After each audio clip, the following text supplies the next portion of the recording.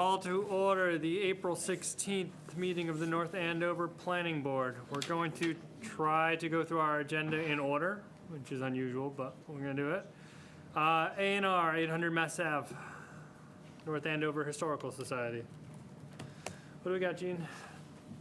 Monica? All right. What do we got? So this is an application that was submitted on March 29th.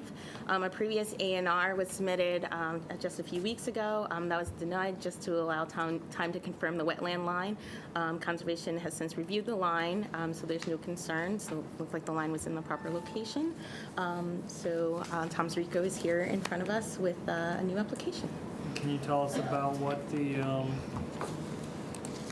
proposed frontage is for each of the lots, as well as access? All right, so again, if you can see here, he's proposing to divide the lot into three different lots. So where the current, the current museum location is right here, you can see that it has, let me see here. Again, they're saying it has a continuous buildable area of 100%. Let me see here. You see the second lot here, which is where the existing wood frame structure is. They have a CBA of 89.9%, and then they have a lot built here, which is currently marked not a buildable lot. That's number 2. It has a CBA of 79%, and again, that was established using the upland area. Let me see. So it meets. So all. So they all have the amount of frontage, but lot 2 just does not have the area to be a buildable lot. Is that right? It's extremely. It's. I would say it may not at this Well, on this time. plan it says it doesn't, right? So lot. They all have Lot 2 has the minimum frontage. Lot 1 and Lot 3 have excessive frontage, 2 to 3 times as much as required. Lot 2 is short by 4,997 square feet of the area only. Right, okay. And access is pretty straightforward off of Academy Road. They're almost level into the core of the lot. The other 2 sites obviously are already improved with the buildings that are there and would And the plan mostly maintains remain. conformity in terms of dimensional setbacks, side, Yep. rear, and That's frontage, correct, so. yeah. Okay. So it's on as not a building lot because it doesn't meet all zoning criteria. And so at this point, if Tom chooses to pursue variances with the ZBA, he could come back and make it a building lot according to approvals with ZBA. Okay. I still want to see the logic of a lot too small, having something to do with soil conditions over topography. What was it? What was that, John? I'm sorry. I couldn't hear. said, if a lot's too small, how you can grant a variance for that is just impossible, but that's, we'll save that for another day. All right. No, So, I'm not sure why that's, How can you grant a variance for a lot that's too small? it happens all the time. It should.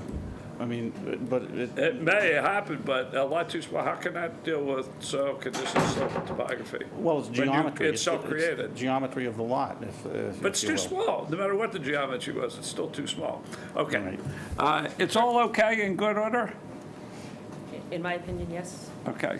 okay, so getting a motion to approve the A&R and to allow the planner to sign the Form J. So moved. All in favor? Aye. All right. Thank you, folks. All right. Continued public hearing, 0 Great Pond Road. Application for a watershed special permit under Part 5 Watershed Protection District and Section 195-10.7 of the Town of North Andover bylaw. A request to withdraw without prejudice was submitted to the planning board. It was stamped in on April the 12th. So again, they're requesting that the board accept their or at least their letter to withdraw without prejudice. Okay, so can I get a motion to approve the Withdrawal without prejudice at 0 Great Pond Road. Well, it's a motion to accept the request. So moved. Second. All in favor? Aye. All right. Withdrawn without prejudice. All right, annual town meeting zoning bylaw map amendment articles. Anything we need to do on these? So you've already made recommendation on all the zoning articles? Yeah. The only article left in the planning board report, which appears on the agenda towards the end in discussion items, is the street acceptance article for Wellington Way. So we'll get to that at the So, end. Yep, unless you have any comments about the zoning articles. I don't, anybody have any comments about the zoning articles? Nope, anyone here? I think we've been through them all. Nope, all good. So we typically continue it to the meeting that's held just before town meeting, in case Okay. anything comes up. And the date of that is May May 14th? 14th. All right, so we will continue all of the zoning bylaw amendment articles with the exception of the discussion item for planning board report, the street acceptance Wellington Way, which we'll deal with later tonight. The remainder are continued until May 14th for our meeting to be held at a time to be determined just before the annual town meeting. Okay, new public hearings, 247 Chickering Road, Enterprise Bank, application for a special permit, site plan review special permit under section 195-8.10 to 8.17 and 195-10.7 of the North Andover zoning bylaw. The applicant proposes construction of a 3,250 square foot bank branch office with drive-up window. The property is located in the general business zoning district. Okay. All right, an application for site plan review special permit was submitted on March 14th with the following materials, which you see before you. You see your site plans. They also submitted a stormwater management report, a butters list. Let me see, the application has been sent to Horsley Witten, our outside peer consultant for stormwater review. We have received comments, which have been submitted back to the applicant, so we're waiting for the applicant to respond. The complete application was also sent to our outside peer review TEC for civil review. Once again, comments have been submitted to the applicant, so we're waiting for the applicant to respond to the outside consultant's comments. The application was submitted for health, to the health department, who had no concerns. It was also submitted to the DPW. In your packet, you would have seen comments. Building, in your packet, you'll see comments from them. Fire provided comments, and conservation has provided comments as well. So as of right now, we're kind of waiting for the applicant to make some responses to these comments, but they're here today. Can you give us the locus, show us where this is at, what's there now? Just- Yeah, is this the veterinary hospital? It is. It is Next to where the it 99? is currently where Bolger Hospital is located. And I also forgot that they went before the Zoning Board of Appeals for variances to the side setbacks over between where Bolger's located and the restaurant next The door. 99, Yes, they're looking for. They received a variance to reduce the side setback there. Okay. Bank and then eat, or eat and then bank. All right. Good evening. Mark Johnson. I'm here representing Enterprise Bank. Okay. With me is Lou Pouchard from Enterprise Bank. Steve LaRochelle from Enterprise Bank is here as well. And Patrick McLaughlin from MHF Design is here as well. We have received comments from various departments. What I thought we could do tonight is give you an overview of the project, let you know how we're trying to address some of the comments, and then give any feedback you'd like to give us. Okay, The great. property, as I'm sure you know, is at the Bolgers, where the Bolgers Animal Hospital is. The property is fairly unique in some ways because the property where the 99 restaurant is located was rezoned business and then rezoned back to residential. And I'm not sure if it was intentionally rezoned back to residential at the time that the zoning bylaw was recodified, but that caused us to need to go to the zoning board for setbacks, which the zoning board granted. They hope to have the decision filed this week. We did not request any zoning relief from the residential use that is on the other side of the property. We're meeting the setbacks. We did request relief from the rear setback, again, because the rear setback is zoned residential. It's being used as a parking lot for the 99. We've gone to Conservation. That Conservation has continued their hearing on our application. There's no wetlands on our property, but there's wetlands on abutting property, which causes us to need to file with Conservation. I think at this point, let me turn it over to Patrick, and he can take you through the site plan and where we're going.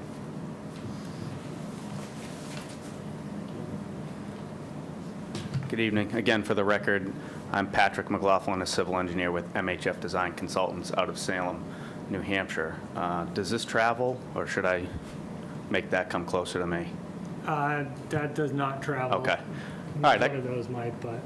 That's okay. So, again, a site you're likely familiar with, adjacent to the 99's restaurant. I thought I'd start with this graphic because we used this when we were just previously at the ZBA. I think the color rendering shows kind of the scale of the existing development as it is now. So quite a bit of impervious coverage, not a lot of green open space. You'll see that the existing building is quite a bit larger in scale in comparison to the lot size than the building that's proposed. So that was a good starting point. Similarly, this site has a lot of the same characteristics in terms of traffic flow with similarly situated site driveways. So we can reference back to this if there's any questions.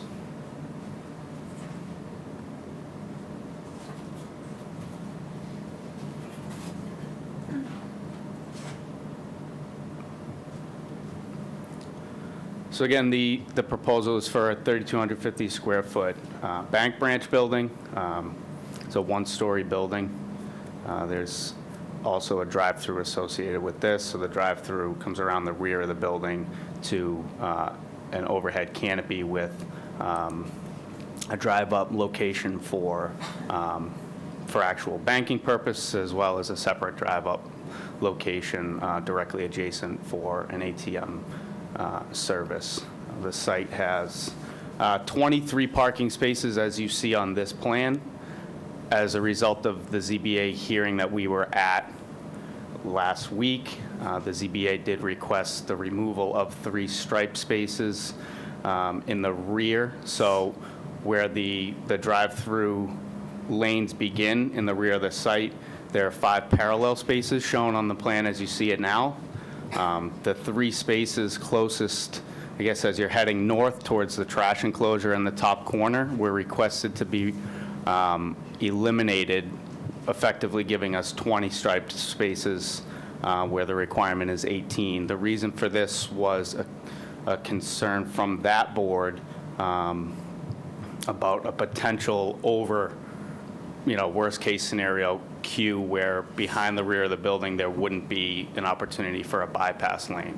So by eliminating those spaces but keeping the curbing, we're allowing people that are queued beyond what's shown for the lane striping to be able to sneak past.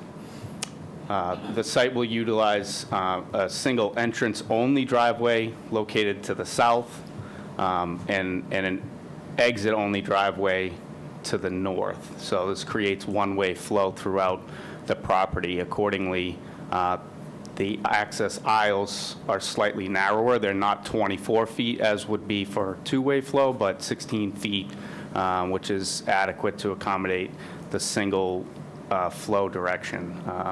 And again, the angled parking spaces situated such that everyone can access in and out of those without creating turning conflicts. The property, as you can see, the building is quite a bit smaller than the existing, and accordingly, we're also trying to increase as much green space. So again, we did need setback relief for green space along the rear and the northern side, but we are respecting the buffer requirements along the south, which is towards the true residential use. So as part of the other ZBA comments, the request was also in concern to the residences to the south.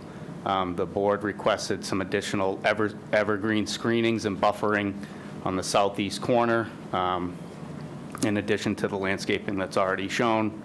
We certainly have no objection to that, looking to accommodate being as neighborly as possible. The concern being cars may be exiting or entering the site with headlights shining towards that direction. Although it's a daytime use primarily, since it has the ATM, there could be vehicles there at some different times of the night. Any existing fencing on that side?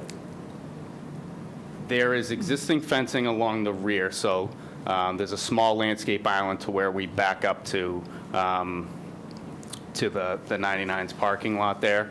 There's a significant 6-foot-high stockade fence there. I might have just heard from an abutter that does actually turn the corner and come down some distance down the southern property line back towards the road. I'm not sure. It's probably on my existing conditions survey. I'd have to take a look and scale how far it comes down. But it doesn't come the whole length. Doesn't come the whole length currently. And so we're open to buffering to the extent that certainly anything that we do plant in there, conservation's going to want to weigh in on. So right now we have, all native species that they were quite happy with, actually. So we just want to find that right balance there in terms of what we do for screening. I'm not sure that if they would be interested in a fence or not. So I guess we'll see the consensus of the various boards. So certainly we have all new utilities, new stormwater management plan.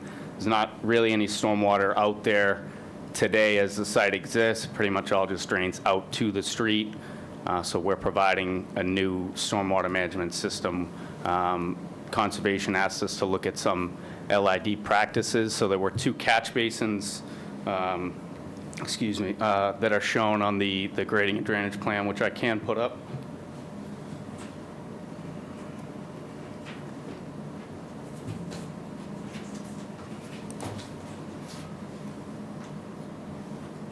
So there's 2 catch basins shown along the, basically the rear of the parking spaces adjacent to the south side of the building. So as part of the conservation discussions, we agreed to actually supplement those with tree box filters, which then provide filtration and some recharge above and beyond what we already were proposing. And then those would essentially overflow for larger storm events back into the closed drainage system, similar to how we have it shown now. So by reducing on-site impervious cover, that's an objective of the stormwater management, and DEP guidelines. In addition to the treatment and the removal of pavement, we've also provided to the maximum extent practicable an actual underground infiltration system which receives the roof runoff. So all the roof leaders will be tied into that. That's right in the front of the site between the building and the roadway. So there were some technical comments from the peer reviewer with respect to the drainage report, operation and maintenance, and things like that. All items that we've reviewed, and we don't feel at all are blockbusters. So we're working to address those and get responses back with revised plans. We also have comments from TEC, more site plan, general nature, and those, again, seemed pretty straightforward, looking at providing some various truck turning templates to show that there's adequate circulation for, trash vehicles, emergency vehicles, et cetera. So we'll provide those. We did run those internally as we laid out the site, but just haven't provided them for review. Fire wanted to take a look at that as well. can't think of, off the top of my head, any other outstanding comments that really aren't just so technical in nature, but to the board's interest, I can pull out as many comment letters as you want. So, do we have any information about traffic comparisons between use of the veterinary hospital and versus a bank? So I know that we do have a traffic consultant, and there was a draft study done to look at trip comparison. That was another consultant, and I'm not sure that that's finalized. So I don't want to speak too much to what the exact numbers are. We can provide that when it's. You'll get that because the driveways require DOT access permits. Okay, so that was my next question, Yep. whether there was going to be that and whether there was going to be trigger any MEPA review. It doesn't trigger MEPA, but we do, we're coordinating. We already had like a preliminary meeting with DOT.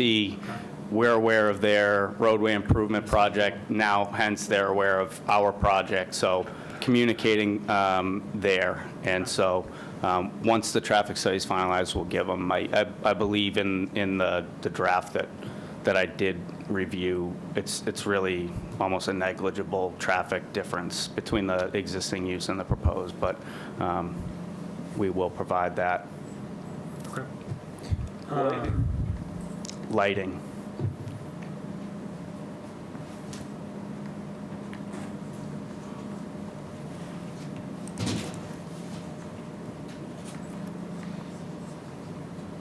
So we have just only a few site lights. I'm not sure if you keep scrolling if there is a lighting plan at the end of this, a photometric. There is, yeah. And so they're all cut-off fixtures. So we meet the requirements at the property lines. And again, the one thing about these that I always find interesting is, especially when you really do have a small site like this and you start talking about screening, these actually, to the extent that we give the vendor, the information to say account for a 6-foot-high fence here and account for X foot high, shrubbery and screening plantings here. So this diagram doesn't even account for the additional screenings that we would have, which also would help with light trespass at the very property line limits. So this is conservative in the way that it's done up. Where are the lighting fixtures? Are they in the building, everything in the building, or is it any freestanding? Yeah, we have the black squares that are shown there are Okay. freestanding light poles.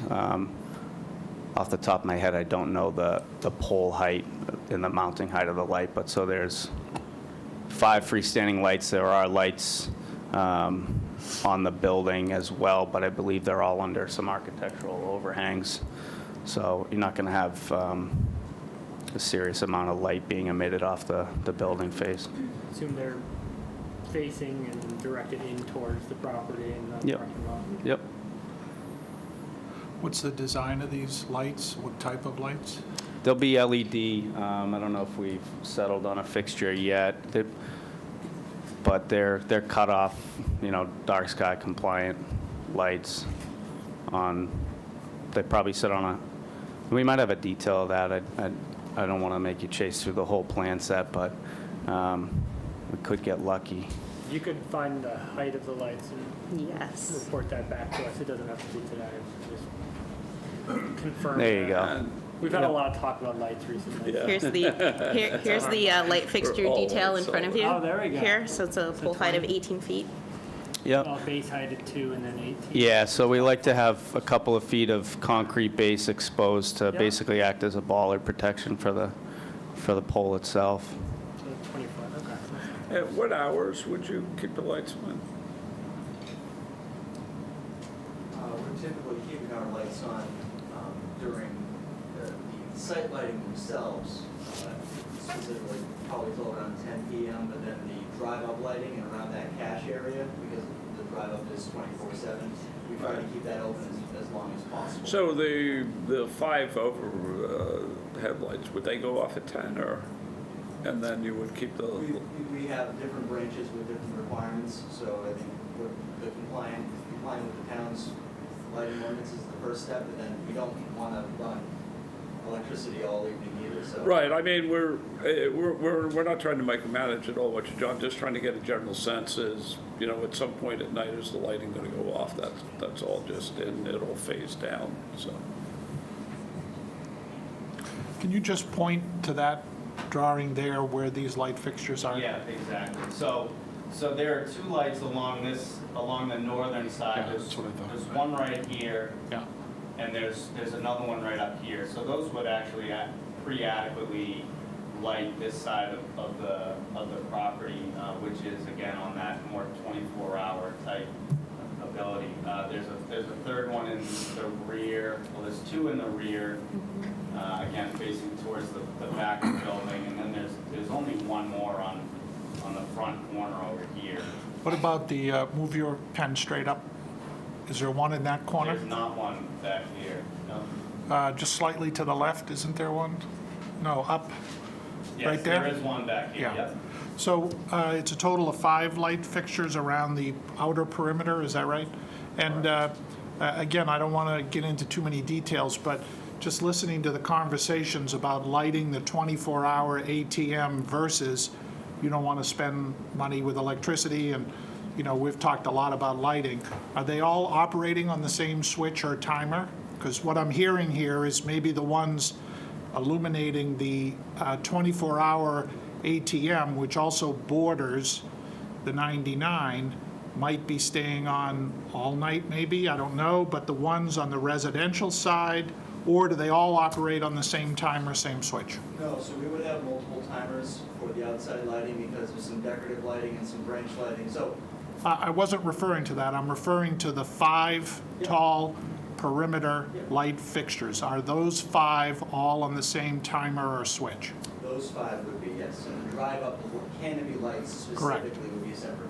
So, I mean, just as something that would help me is if those 5 perimeter were not on the same switch, so that if you feel that you need to keep those perimeter lights on the north side on because that's the ATM, it would not force you to also keep the perimeter lights on the residential side all night. So from my perspective, having the 5 perimeter lights on separate, at least for the ATM side versus the other side, would be very helpful. I mean, am I off base there? Is this, I mean, that's I mean. because it's a otherwise good the idea. answer is, well, they're all on the same switch. Yeah, it just depends on how much light pollution there really is from Right. those. Obviously, we want to be Right. more sensitive to the ones in the neighborhood, so Right. anything you can do helps. And I would It think maybe just for the depends. abutters, that Yeah. might be something of interest. Yeah, even if it's like 2 and 3, it looks like you could do. But it all depends on how Yeah. quality the I lights find are. that- I mean, we can certainly provide control, detailed control for all these lights based on close proximity to the residential property versus the 99. But our intent would be that all of this pole lights would go off in the evening hours 100% because the ATM lighting would be handled by Okay, the. so then maybe Oh, we okay. can condition Great, that. great, okay. If that's the plan, and that obviates the need for separate, maybe that's something That- that we yeah. specify then, just to make sure that we're following through as opposed to separate controls. That's an acceptable condition, Okay, great.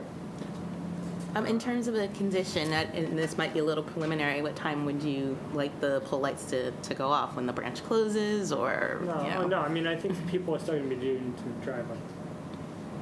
Yeah, I mean, I think a Banking, little you still bit want in the lighting. end I mean, because the related to 99 lights are going to be Yeah, on they're till gonna be on 9, 10 till o'clock 9. anyway. I mean, I think what we need to do here, like we've started to do, is just have them come back after Yep. a year Yeah. and, you know, see if it all makes sense. Good. Yeah.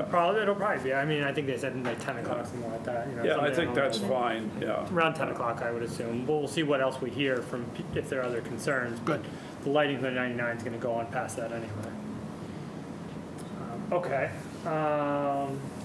Those are the questions I had. Are there any, so we're not going to vote on this today because we still have information that we need back from our consultants, things like that. But if there are any members, Do you have anything on what the building looks like? And Yeah, I think it's the last slide. And then we'll take, if there are any members of the public that want, we'll do. I'm just going to make it smaller so you can actually see the whole elevation. And we're looking at the view from Chickering Road here, is that right? Yes. Now, Does the grade change at all from what's existing now? How does? it does, and let me just take a quick review.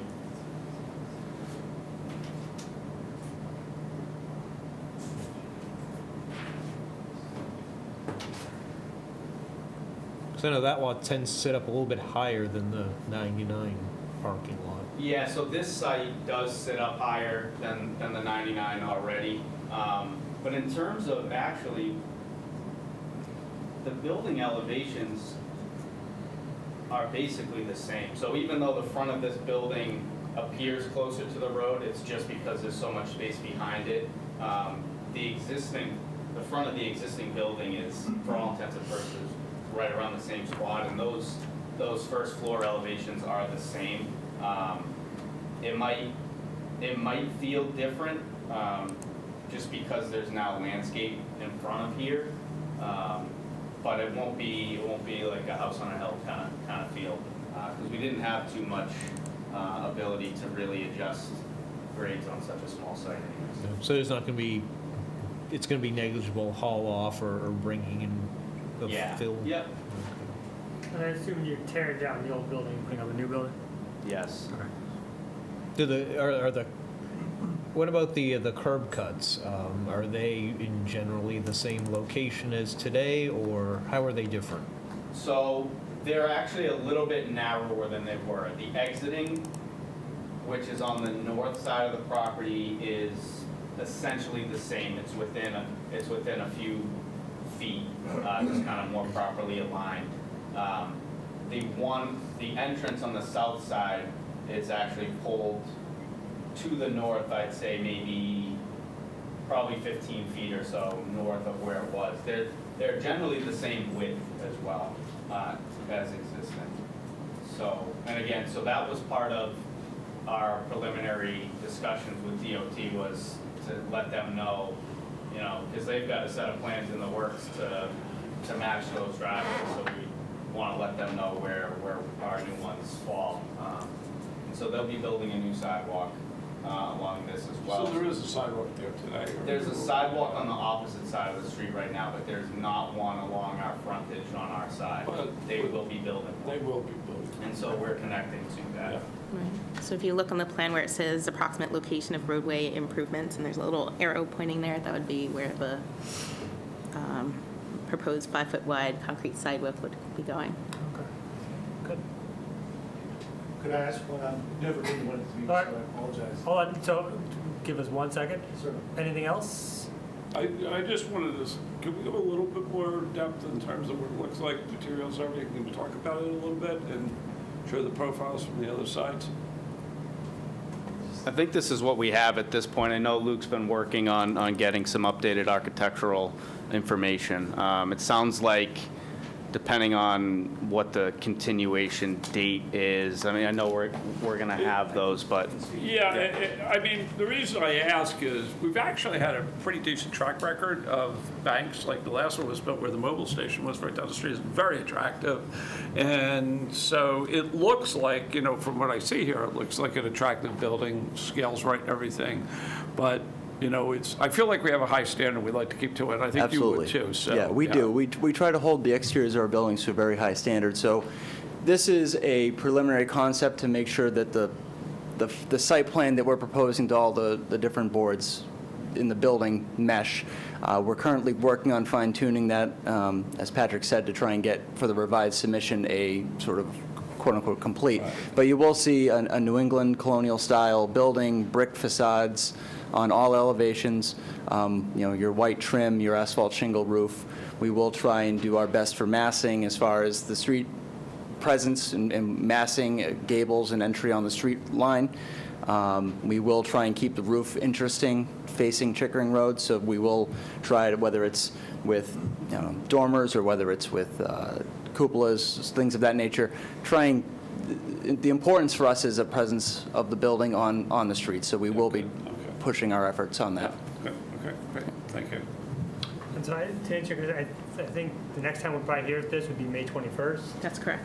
Yeah, May 21st. So we have, our next meeting is May 14th, but that's at the town meeting, and we're not going to be taking business like this. It's just anything that's really going forward at town meeting. So May 21st would be the next time we come back to you guys. Yep, and so just to kind of give you guys an idea of our timeline, so we've received, the various comments from whether it's different boards or the town staff, as well as the two different peer consultants. So as mentioned, we're working through addressing those.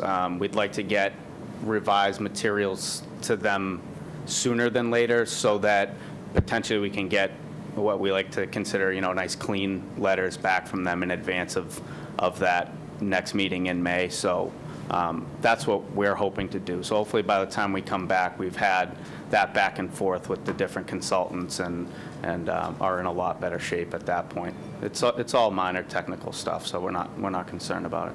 Great. And Thank at the you. next meeting, you'll have the more detailed traffic information as well? Yeah, we can. Try. I mean, the sooner you can get us all the information, the sooner Absolutely. we can vote. So Yep. if we can and we have all the information, it could be that meeting or it could be the next meeting. But the more you have in advance, the quicker Absolutely. we can act. Yep, perfect. As far as the traffic goes, just so we're on the same page, we'd asked the traffic consultant to put together just a letter relative to the difference in traffic between what's there today and what he proposes with us, as opposed to a full traffic report. Is that- I think that, where it's already an existing building, I think that's appropriate. If we get it and we need more, we'll let you know. But I think that's what we're looking for at the moment. Okay, that's what I was hoping. What would the deadline be for submittal to get something before you on the 22nd, on May 22nd? So, go ahead. Do you want me to answer that in terms of posting? Because Well, we're already getting posted, right? I'm Yeah. posting on, so generally, we ask for applicants to submit information to planning no later than the Wednesday prior at noon to allow us time to answer any questions, but we also post it on the public site as well. So we want to get that no later than them. Earlier is better because then it allows all the departments and consultants to review it thoroughly, just to move things along. So if Thank you. you've provided enough that we can come up with a draft decision, then we can look at that. That would be our goal. Right, so the earlier the better, so Monica can review it, and so we can see what's still outstanding. Again, based on the traffic analysis, we may have enough to put that in and put conditions in. We may not, depends on what it says. No, fair enough. Does the board have any other areas you'd like us to look at? I don't think we do at the moment, but what we'll do right now is we're gonna take public comment, and perhaps there'll be additional information from that public comment that we'll ask you to address. So I'm Very gonna good. put a stay on your question for now. So, is there any members of the public that wish to make any comments or questions? Just a question. Well, why don't you come up? Oh, sure. We're official. Very good. Tell us your name, where you live. I'm Craig Cora. I'm on 143 Thistle Road in North Andover. Okay? And just a simple question on the exit way that you have. Is there a left turn and a right turn room for that, or is it a single car exit? It's single car, and I would assume it's all right. It's right turn only exit, I assume. I don't know. That's not what it's. I don't know. I guess it doesn't, but that would be a. No, I guess. Do people go from the 99 and make a left there? That's just a Yeah. dangerous crossing. That's, Well, Yeah, they do. if anybody on that side of the street. I you know, I takes- guess so. that's the problem, Yeah. inevitably in anywhere. I guess I always go to the right because that's the way I live, but I just going across those two lanes. When I was, last week, I was down in Nashville, and most of the roads are 2 lanes in each direction with like a strip in the middle. Yeah.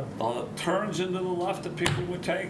I mean, you'd think we got it bad, infinitely worse. Yeah. I guess I hadn't thought about that. I just, maybe because I always go right from there because I Yeah. think going across both those I lanes mean, and making a left is tough. something like that is something that we do address. It's probably useful to have your traffic engineer address that. I mean, I don't think it's going to be, given that there's already a commercial use there, it's probably not going to be any worse. Right, it's the same, right, you're allowed to do it now. yeah. And I haven't looked at Bolger close enough to know if there's a left. Because if No, a queue it's- builds behind that, the pressure builds on somebody to pull out fast, and that's the thought process I went through. Yeah, I don't think there's enough room for 2 cars really side by exit. side there, Yeah. so it would have to be one. And so, you're allowed to take a left there now, and I think that's, I mean, after all, like, look at the convenience store. You could take a left out of the convenience. Right, same with the store. gas station down the street. Yeah, I just gas station, never yeah, do it yeah, because I think it's so, crazy. Yeah, I mean, I avoid it when I can, Yeah. yeah, but, yeah. Okay, And when that becomes, is that going to be a rotary down at the end anyway? So, when it's going to be somewhat at the Mass Ave exit, that's going to be all sorts of crazy Yeah. interchanges, so I don't know if you'll be able to get it. Okay, good question. thank you very much. All right. Anybody else? Sir? Good evening. My name's Jeffrey Sheehy, 35 Copley Circle, which is the cobblestone crossing Yeah. cul-de-sac. I attended the zoning board meeting and then reported back to some of my neighbors. Was kind enough to get a couple of plans from the gentleman. My wife and I live here. Some of the original concerns with the neighbors were lighting. I think you guys have addressed that. They were thrilled that the zoning board talked about a fence here. The existing fence does come 30 or 40 feet down this way, and that was one concern that a couple of the neighbors had. We've never had cars really pull in this way. They all pull in over there at Bulger's, and just think of the pan of the lights. So if we could do something in that corner, that would be great. The dumpster location, Okay. Bulger's dumpster is empty to 5 a.m. every Monday morning. It's right there. You know that. In case you were wondering. Okay. Dumpster location's fabulous, and basically, the neighbors I've talked to, we think it's a great use, a great buffer to the neighborhood, so we're all for it. Wow. Thank you. I like approving neighbors. Yeah, so listen, you guys know that we don't usually get abutters that come and say they like a project. So, to the extent that you can do anything to, especially in that corner, to continue with the screening and the fencing and the lighting, that goes a long way. Continue the fencing on that side all the way down to the street. It just feels like, because you're gonna have head-in parking, and it'd probably be good to have that, yeah. So, okay, so I think we're headed in the right direction. So I don't think we have any additional questions, other than, yeah, if you could think about extending that fencing all the way down, that might be a nice touch, and just some added details about the lighting in the back corner there and the screening. I think that's And the traffic. looking good, and the traffic. Okay, very good. Excellent. Thank you very much. Excellent, good work. All right, so we'll continue that till May 21st. Okay, thank you, everyone. 1725 Turnpike Street, AL Prime Energy Consultant, Inc. Application for special permit site plan review under sections 195 8.10 through 8.17, 195 10.7 of the North Andover zoning bylaw. The applicant proposes to replace the existing convenience store with a new relocated 1,605 square foot building and expand the associated canopy within the general business GB zoning district. All right. All right, so this application was submitted on March 14th with the following materials: the application, the butters list. You have a site plan, which actually was revised recently, revised on March 15th. You have their memorandum describing the project, site photographs, a traffic technical memorandum, wetland survey, their zoning board of appeals approval, and a stormwater report, which is dated the 22nd. The complete application project was submitted for department review. In your packet, you'll see comments from fire, DPW, and health. Let me see, so we're still waiting for comments actually from police and conservation. Let me see, and this application went to our outside consultants, Horsley Witten, as well as for stormwater review, and TEC for civil. So comments, we've received the first round of comments from both, and so we're waiting for the second round to take place. What went before the ZBA? Let me see, this was, give me a second. It says obtained special permit from ZBA, but what was the necessity to go before the ZBA? Yeah, I'm sorry, let me pull that up.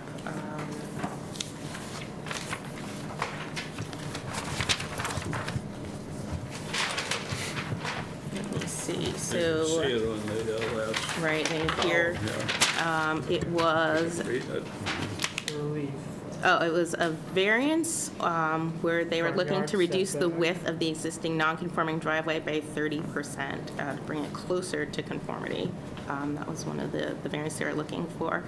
They were also looking for relief to alter and extend the pre-existing non-conforming parcel of land and structures for the purposes of altering the pre-existing non-conforming parcel of land and structures in order to relocate the existing convenience store to a new location. All right, and so that was found not to be an added detriment or impact No, on. I'd just like to comment that this has got to be one of the cleanest, most legible, most complete drawings that I've seen since I've been here. I struggle to read some of these. Yeah. Is it just me, or is this a standout example? It's good. Good Good. drawing. Great, you're off to a good start. All right, so, good evening. Good evening. For the record, my name is Anthony Guba. I'm a registered professional engineer in the state of Massachusetts. I'm an employee of AL Prime. I did the plan, so I appreciate your comment.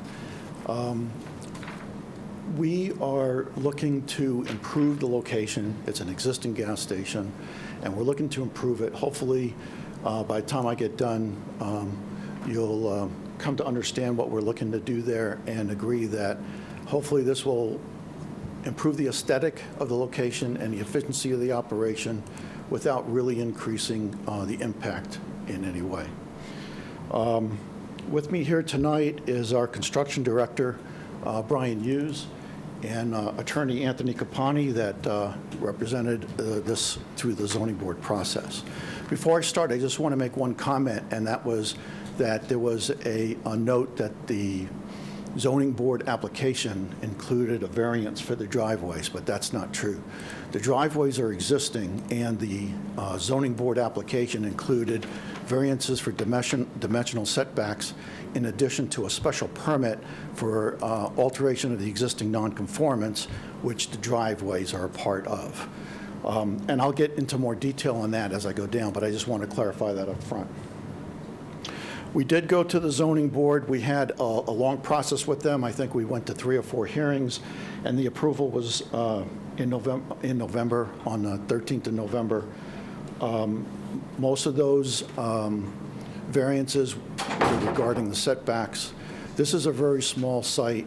The setbacks in this area are in a GB zone, fairly significant, and they are actually increased by the fact that it's on 114. So the front setback, for example, exceeds the depth of the property. So it makes it impossible to meet the setback in any way. We're familiar with the difficulties in this area. Okay. So the history of the site is that it's been a gas station for a very long time.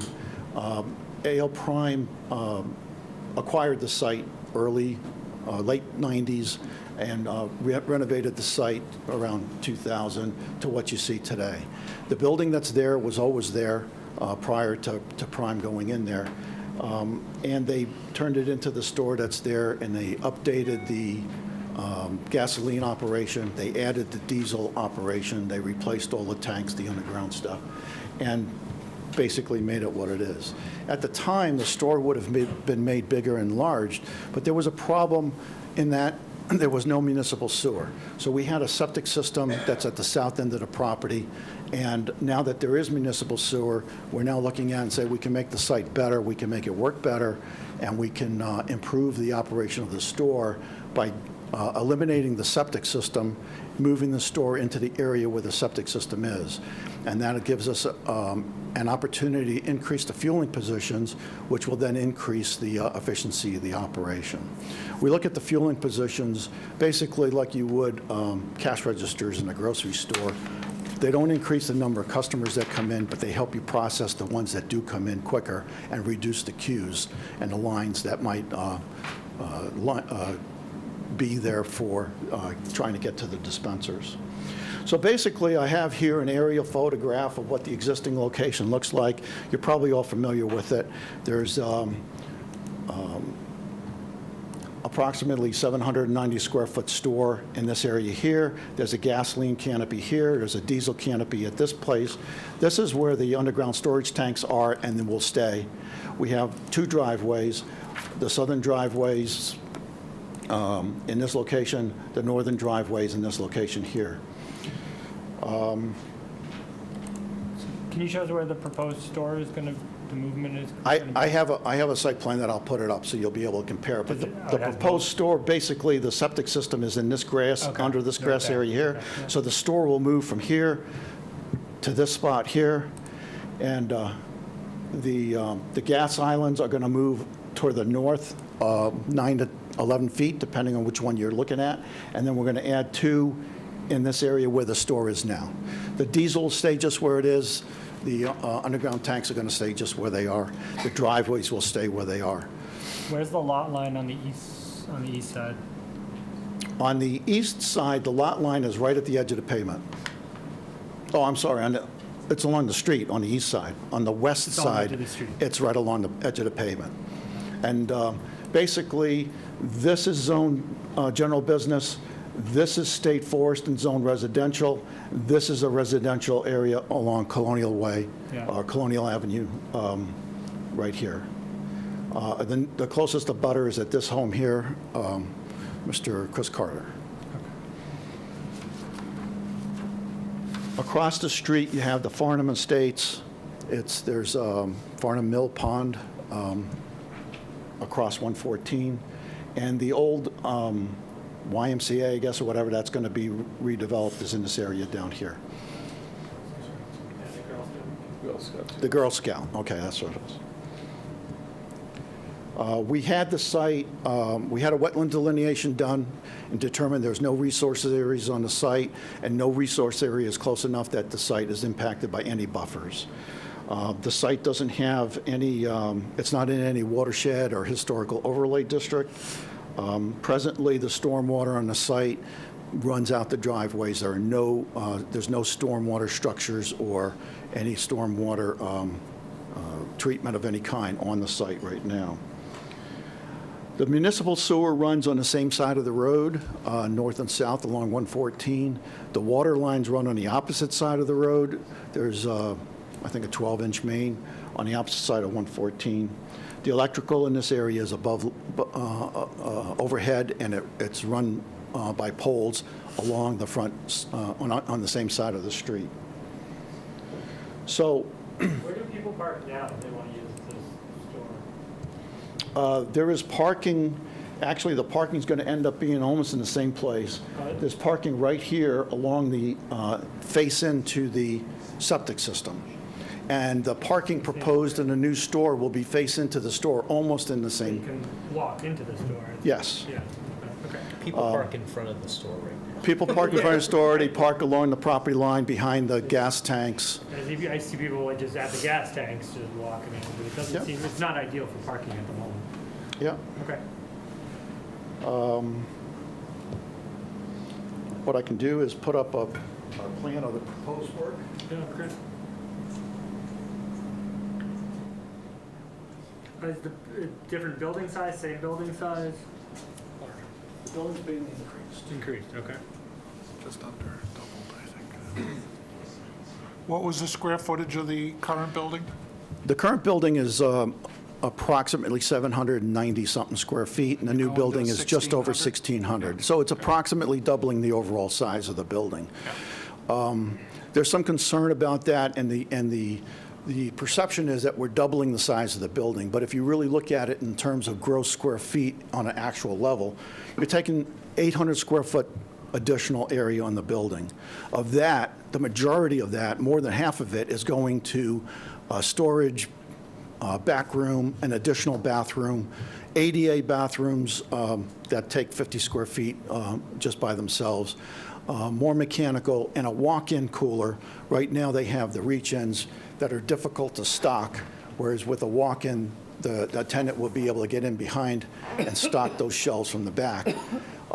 When you look at that, the retail area is only being increased by about 300 square feet, which is about the size of a single-car garage. And so even though we're doubling the size of the building, we're really not increasing the operation by a very big amount. The site is fairly flat. The grading is not going to change. We're going to keep the grades pretty much the way they are now.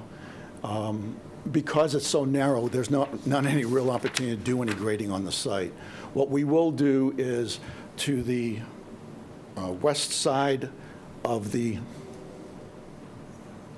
store in this area here, and in the north, we're going to depress that grass area a little bit, so it'll create a little area to hold a little bit of water, try to improve the runoff from the site that way.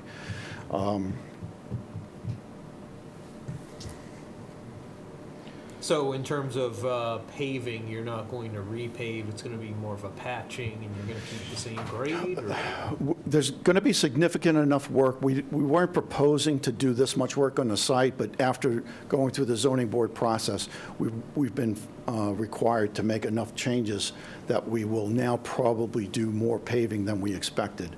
And rather than have a mishmash, I'm expecting that we probably will overlay. It's going to look at least like all new paving when we're done. So basically, in the blue area there, that's where the new store is where the septic system is. So we'll be removing that septic system and building the new 1,600 square foot building in that area. Then we'll demo the existing store. We'll probably try to keep the operation open during the process of removing the septic and building the new store. We're hoping to tie in to the municipal system temporarily with the existing store and then start work so that we can get a head start on the project and minimize the amount of time that the station is closed by the longest portion of the project being the construction of the building going on while the station is still open. With the building, how close on that side is it to the edge of the property line? 6 feet to the south property line. That's one of the variances that we were able to get from the zoning board.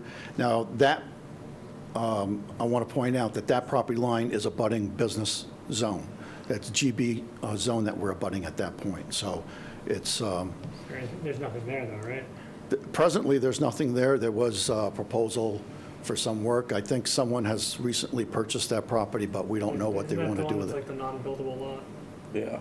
Practically non-buildable or difficult to build on? It was not non-buildable. It was very difficult to build upon. Very difficult. That was the one that was before us previously. It's a very difficult site. Okay. Yeah, not non-buildable technically, but hard to find something to do there. Okay.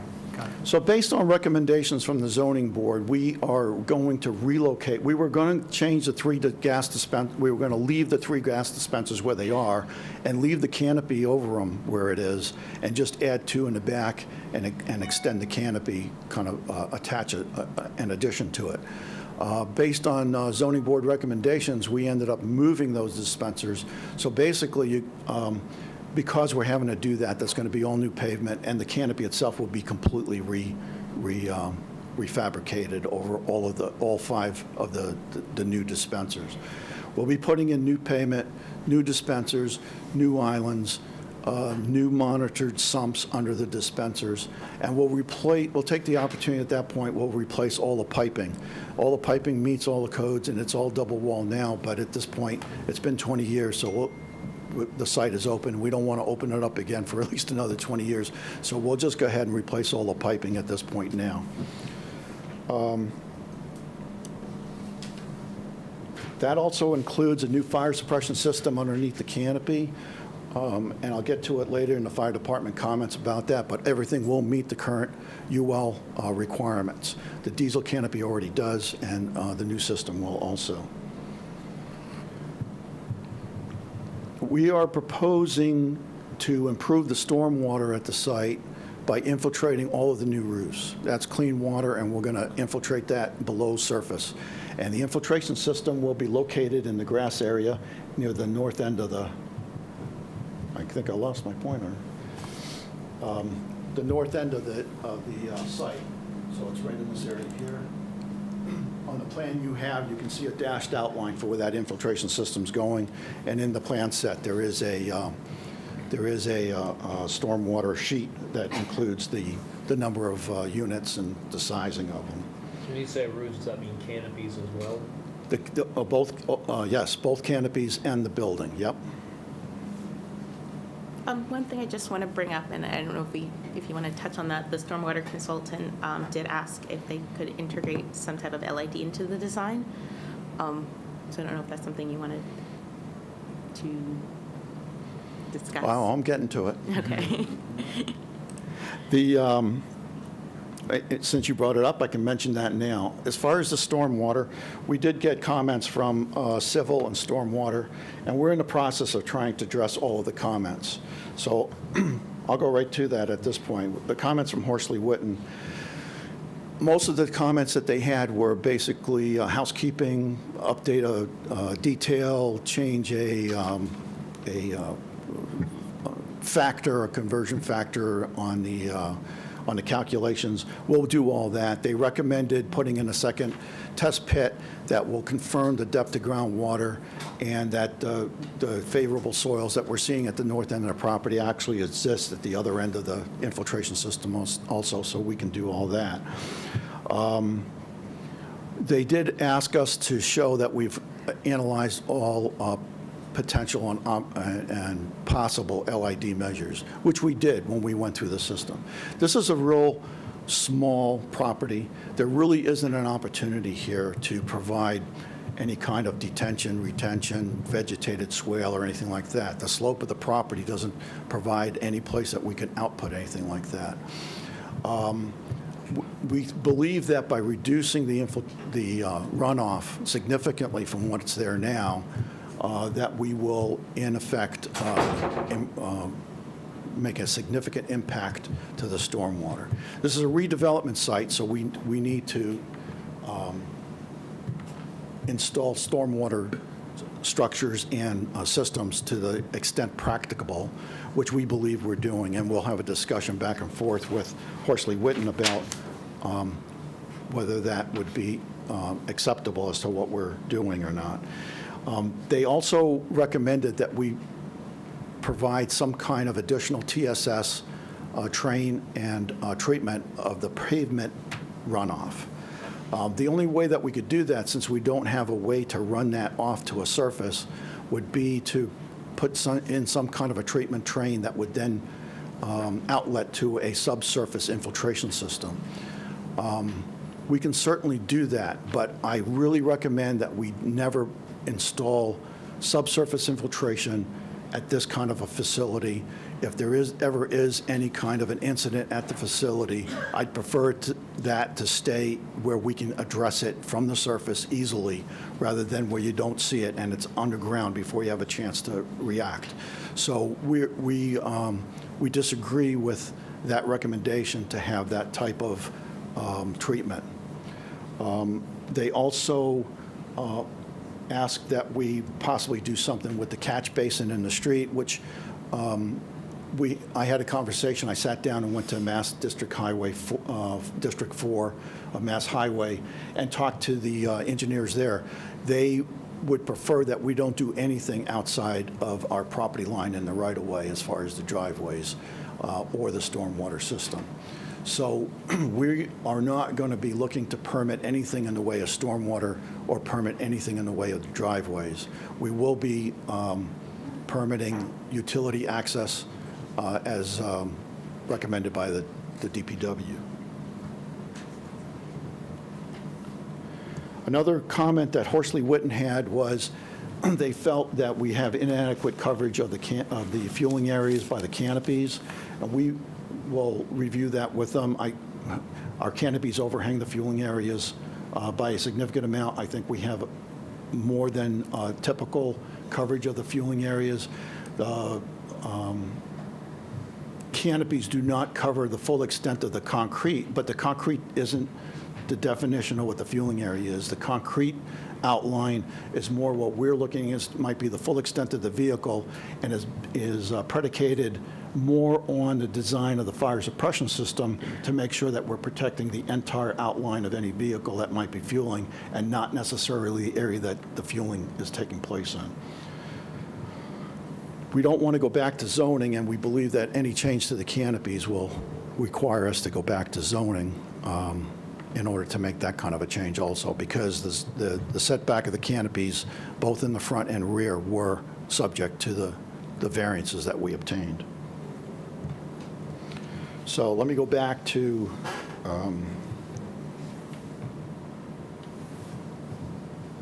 my description of the project before going off on a stormwater, which is basically that we do have on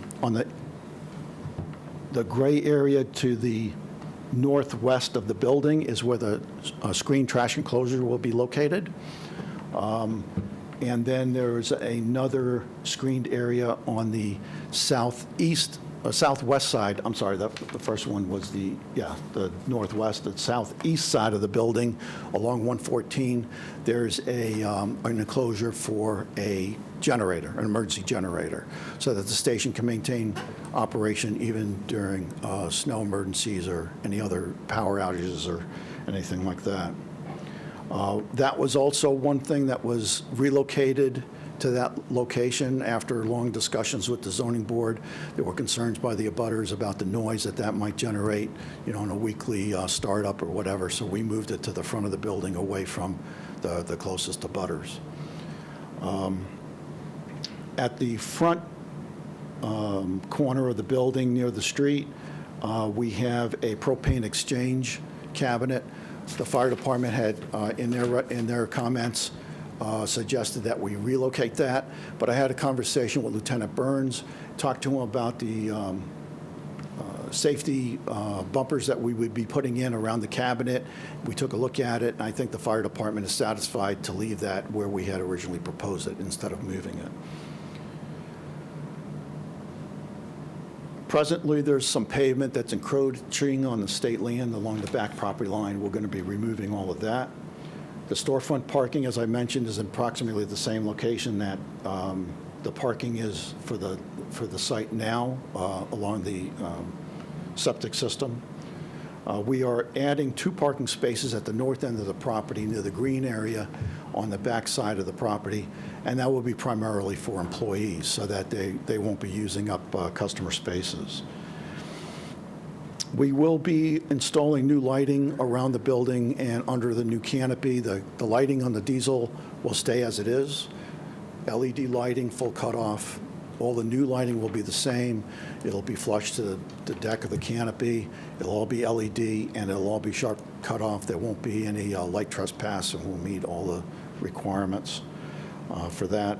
There will be some perimeter lighting on the building that will all be along the front of the building underneath an architectural element, and that will be an LED strip that is set up tight into that fascia. It'll illuminate the bottom half of the wall without having any uplighting or side discharge. We have 2 pole lights that are located along the front property line. You can see they're black dots at either driveway, and those will stay as they are now. Those are just pole lights. They're already LED, sharp cutoff. Those will remain basically for the safety of people using the driveways. Hours of operation? The hours of operation at this location right now are, I think, something like 5 in the morning to 10 in the evening, and I think we were restricted by the zoning board with a condition to something similar along that line. I don't expect that. We always try to get 24 hours. I don't expect we're going to ever operate 24 hours, and we would accept a condition that's similar to what we have from the zoning board, to limit those hours and have to come back if we want to extend them later. So Monica, can you find out exactly what the hours, if the ZBA did put a limit on the hours, what that is? Yes. Let me see, because I think give me 1 moment. Yeah, we don't need it right now. Okay. Why don't we take, if there's any public The comment? only other, I just had one other. Okay. Can you say anything that shows what the building looks like? I do.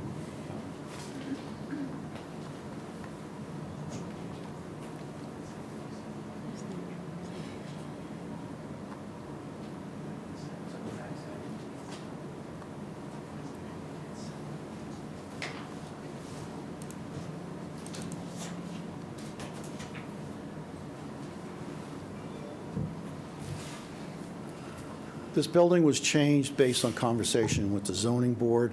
We originally had a flat roof building. They wanted to see something that was more in keeping with the character of the town, so we came up with a New England architecture. The intent here is to have a building that has a residential feel on the side facing south towards the residential and facing west. So the bottom two elevations, as you'll see, really do have a residential feel with shutters on the windows and clapboard siding and a typical, what looks like a gable or hip roof. The side of the building, the top left is the side facing 114, and the top right is the side facing the fueling islands facing north. Those are similar as far as overall structure to have the same roof lines and have a gable end, but will have a little bit more color on them just to designate the building as being a prime location. The building is, it looks like it's a hip roof or a gable roof, but it actually has, it's actually a mansard, a deep mansard. So as you can see, the roof line here and the roof line here, there's a flat spot there. That's actually a well inside the roof where all the rooftop equipment, the refrigeration, coolers, HVAC, and that kind of stuff will be actually inside that and well below the edge of that. So none of that will be visible. The materials. The materials will be hardy plank clapboard for the walls, which will be white. The rest of it will all be wood and hardy plank trim boards, yellow and blue, as you see. The architectural shingles on the roof, a gray finish to those. Given the shift of where the dispensers will be in the canopy, do you envision any changes to the way people enter and exit the facility? No. We did that. There was a concern of people backing out of the parking spaces.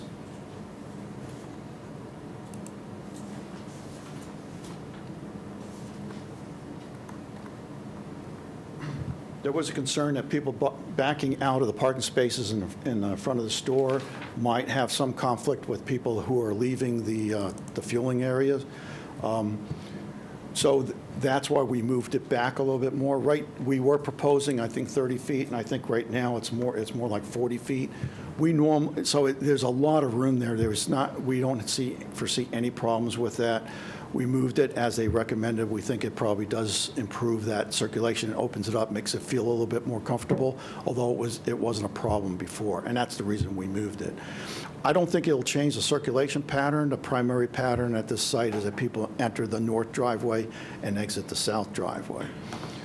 And I think that primarily that would remain to be the flow of operation at the location.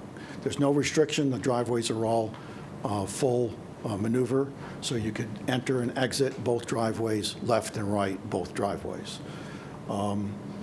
Sometimes people who have about 25% of the vehicles have fuel fills on the passenger side. Everybody has fill on the driver's side, but sometimes it's easier for someone who has a vehicle with the fill on the opposite side for them to go in a different way so they can get on the other side of the dispenser. One of the things that I did want to point out is that in the zoning board process, when we talked about the driveways, and we did get the special permit in order to keep the driveways that were there, we had at that time planned on restricting the driveways by about 30%. When I sat down with the state highway, they basically said, we prefer that you just leave everything alone and don't come to us with a permit application. So we backed out of that.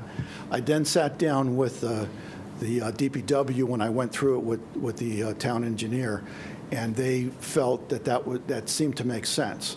So the rationale for that is that the driveways right now, because of the way 114 operates, is a fairly high-speed operation, is that there's no deceleration opportunity. So someone who's traveling south at 45 or 50 miles an hour has no opportunity, if they had to immediately make a turn into a 20 or 30-foot wide driveway and have to slow down enough to be able to make that turn, they would then possibly have a problem with people behind them running up on them. So what happens is the wide driveway provides that deceleration so that someone can actually pull out of the way, slow down before they actually hit the property line. And that the state and the town engineer both felt that that it probably made sense to leave everything as it is. It's operating fine. There are no safety issues that I'm aware of as far as those driveways now. So that's why we changed that application around. The approval from the zoning board was with the understanding that it would be really, it's a state-controlled access to this location, so it really depended on what Mass Highway's preferences were as to how the driveways ended up being configured. One of the comments, so I get back to that, one of the comments from the fire department was to add a fire hydrant and add a building sprinkler, and we sat down and took a look at that. Right now, the water main is on the opposite side of 114, which would mean having to cut across the highway in order to be able to bring water over. In looking at it, we've agreed with the fire department to add a hydrant at Colonial Way at the intersection, which is about 200 feet south. That's well within the hose reach of the pumper, and that would provide adequate protection for that, and also then add protection for the residential neighborhood at the end of Colonial Way. The first hydrant that they have is probably 400 to 500 feet in, and this would add another one right at the intersection with 114.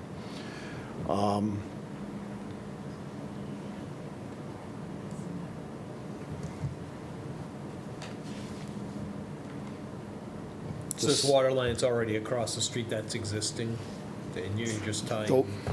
Yes, we do have a water, yes, the service that we have going to location now, we plan to just pick it up at the property line and then run it into the new building as opposed to where it's going now. It's a fine size. It's a store like this only has the 2 bathrooms and really very little water use. It's really just. But that existing line's not sized adequately to provide for a hydrant?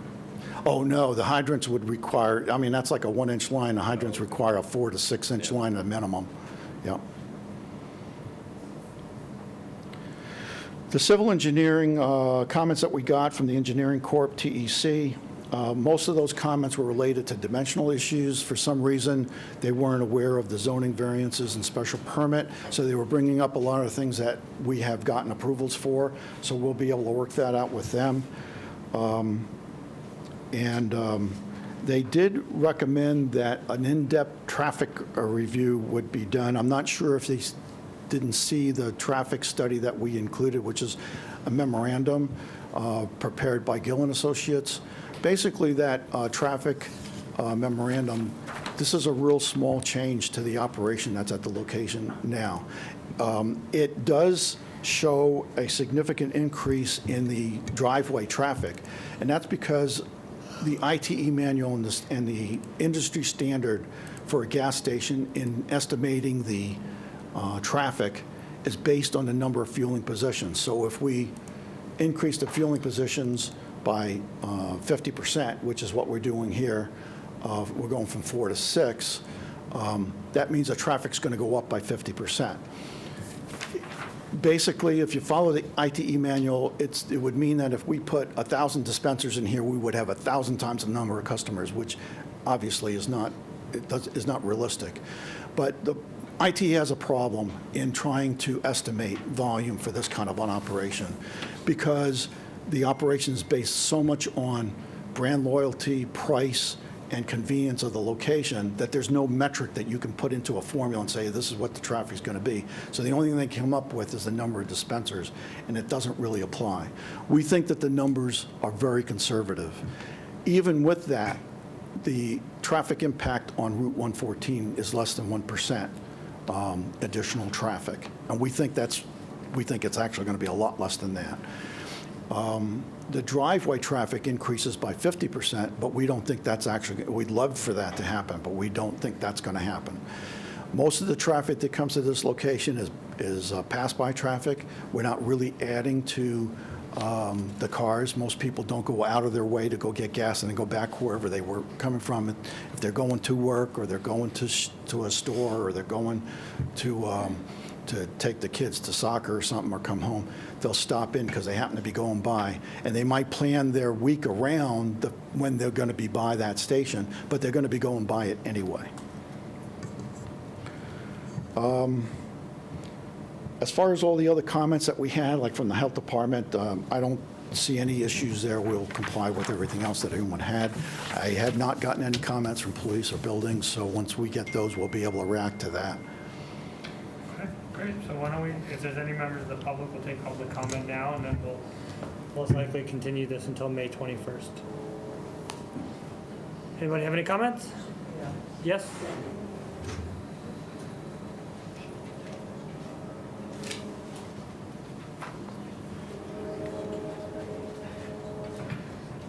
My name is Carolyn Castaldo. I live at 85 Colonial Avenue, which is the neighborhood that directly abuts the project. Just one question I do have before I begin. Were the abutters supposed to get notification of this meeting by letter? Or is that different in this process? I just wanted to clarify that. Yes, the notification was sent 2 weeks prior to this hearing. Both of the direct abutters that first of all, I'm representing Mr. Carter because Mr. Carter's wife just went into labor several hours ago, so he cannot be here, even though he would have liked to have been here, because he is the absolute direct abutter. But also, the Gills did not receive a letter, and I don't believe Mr. Carter did as well. So I have asked both of them that, because we found out about the meeting through the announcement about the planning board agenda, so that should be noted. So as you know, Mr. Carter can't be here, so he's in agreement with basically what the neighborhood has been feeling. My concern, let's see, Colonial Ave is the direct abutting neighborhood to the proposed Prime project. I have a sincere interest in trying to keep North Andover a beautiful and successful town while also respecting the limits of the laws and the zoning ordinance. Prime has been a decent neighbor, but such a large and doubling expansion of this business is not favorable or necessary for its current existence. I stand here to bring the board's attention to existing laws and appellate court decisions that need to be considered and adhered to before any special permit can be granted. In this case especially, non-conforming changes would be detrimental to our existing neighborhood.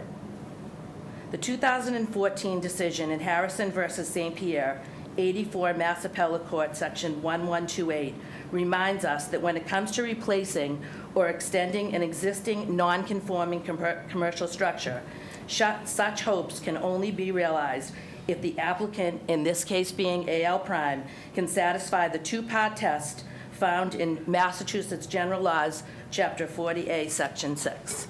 And I do know that AL Prime has disputed that case in the past at the zoning board. However, I've discussed this with the real estate attorney, and it is applicable with non-conforming structures. Keeping in mind, too, and this is very important, it does not matter if the new non-conforming structure might be an improvement over the existing non-conforming structure. So I believe they already got their variances, so. But in this particular case, you have to meet two standards. Not here at the zoning board. That's an argument. Well, it's two standards to have a special permit issued. Okay, no, but that's a difference. That's a special permit for the zoning board having to do with a non-conforming use, which I believe they already got. Right now, we're talking about a site plan special permit. But the structure that they're moving is making a non-conforming structure more non-conforming. And that is a zoning board issue, not a planning board issue. So that's not a planning board issue. Okay, so I suppose then what I would like to continue with is the impact that the changing the building to a perpendicular site. Can we address that? So where the building, so site plan review is about where things would be proposed to be on the property. So Okay. let me just finish. So having a building changing the location, changing the dimensions. Sure. Changing where it is and how it's facing and how that could potentially affect the neighborhood, that is appropriately before us. So that is applicable to in what I'm saying. So taking the existing non-conforming structure and turning it perpendicular to 114 is definitely an obstruction to us coming out of our neighborhood, Colonial Avenue, because we already have a difficult view between the shrubbery and everything that's existing to our left. Because, due to the fact that that is a state highway with a speed limit of 45 miles an hour, it'll be very difficult to come out of Colonial Ave and be looking at a fairly large perpendicular structure, 1,600 square feet to be exact, which is, sizable and doubling of the existing store. So we're very concerned about that. We're also very concerned about the fact that the footprint on this very small piece of land is basically being shoehorned in. You're doubling the size of the pumps, which is going to give us all kind of lighting issues. I'm sure you've been to gas stations and looked at the height of those canopies and the lighting that comes from those canopies.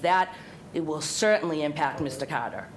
No question about that. But the woods are still all there, right? There's not that dense of woods there. Not in between the residential neighborhood and whatever woods are there, whatever shrubbery was there now has been cut on that next lot over, which is the small lot, which we're all talking about is not buildable. So, the changing of the store, the doubling of the pumps with the canopy is definitely of great concern. The lighting would definitely have to be addressed. As for timing, as for brightness, as for height, that's absolutely an issue for us. We're also concerned with the deceleration, as was addressed. I mean, you're coming off a 45-mile-an-hour state highway into a property that does not have really great adequate setbacks. It is a gas station. We all have to keep that in mind. So that is a safety issue in itself. They're doing that now, right? I'm sorry? And that's not changing. Well, I mean, you're doubling the size of everything here. So, I mean, you're coming in, I believe he did say the setback is the same, but now you're dealing with a doubling of the pumps. So Right. possibly increased traffic, possibly, there's often been backup. There's been backup onto 114, which is a concern, and there's also the middle lane, which is an issue. Because it's a very heavily traveled area, and that has really been an issue for us as far as exiting and entering our neighborhood. So, our concern is, it is an existing business. Does it have to double itself in size and make the changes of the perpendicular store, doubling that size? Because that's not even, it started, I believe, at 790 square feet, now it's 1,600 square feet. Now you've changed the location of that. That's really going to eat up a lot of that area. So, and, the setbacks to the residential neighborhood, granted, I realize the ZBA passed those, but I don't know. I'm not really sure that those were really, the proximity to the neighborhood is extremely close.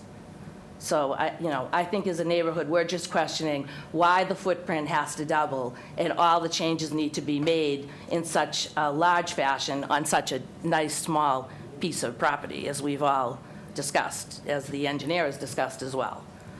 So as a neighborhood, those are definitely our concerns. The lighting, the perpendicular location of the store. I mean, I'm sorry about the bringing in the special permit, but That's okay. I thought that was going to be applicable because it's a special permit. Got it. So, I mean, that is what they're going for here, correct?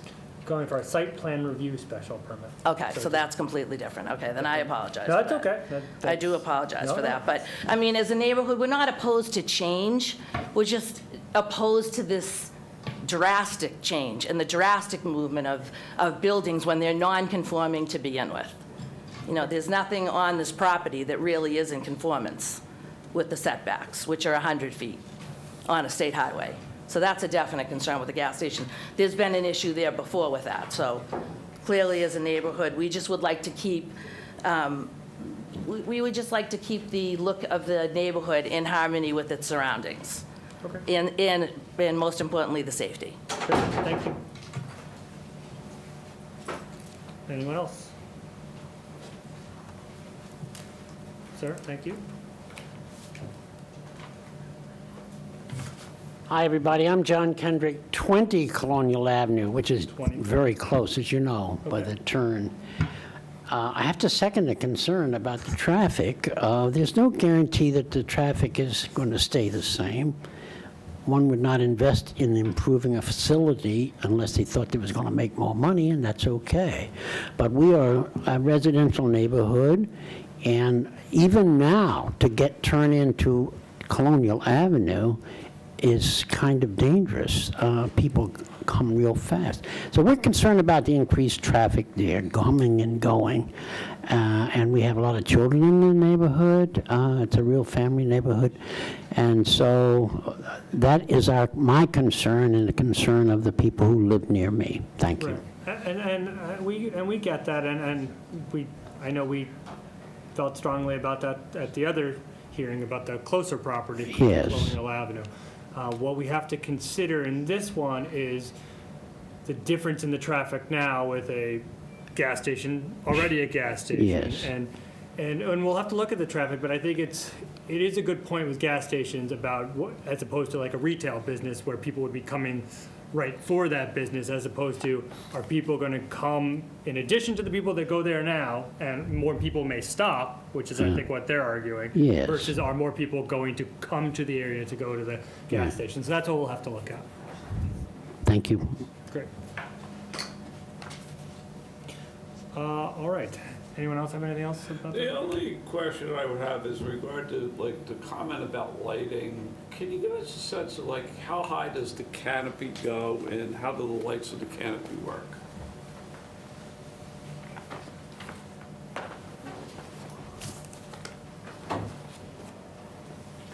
Would you like me to address some of these concerns, or is there more comment? Just the lighting one for now.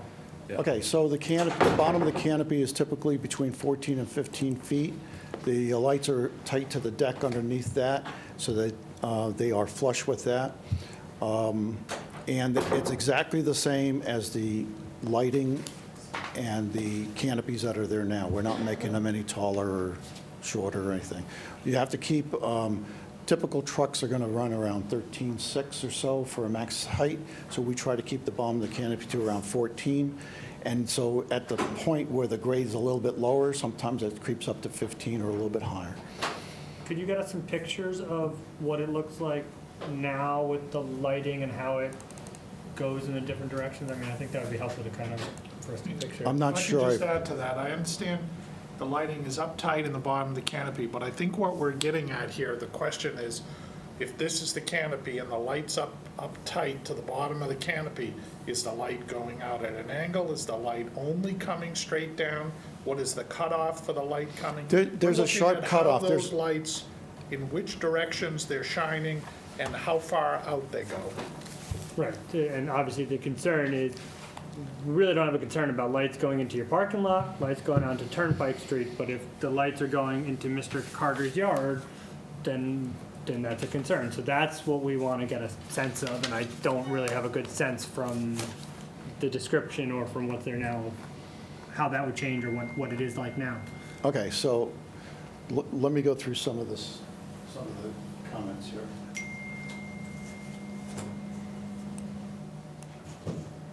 This is Mr. Carter's house. Yep. And this is the station. Yep.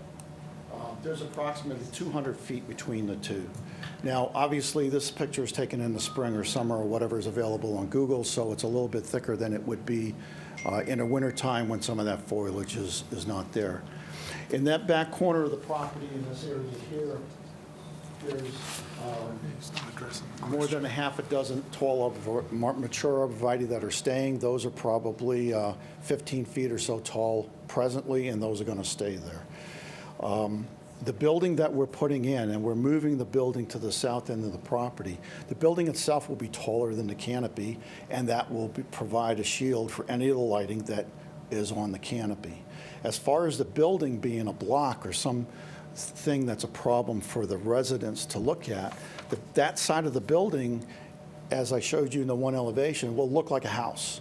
So from that standpoint, it should not be any more offensive than, Sir, yes? I know I'm interrupting you. Yes. The questions that we asked were specific about, tell us how the lights are oriented that are uptight to the bottom of the canopy. Okay. I appreciate these other explanations, but I feel like you're not addressing the question. Sorry.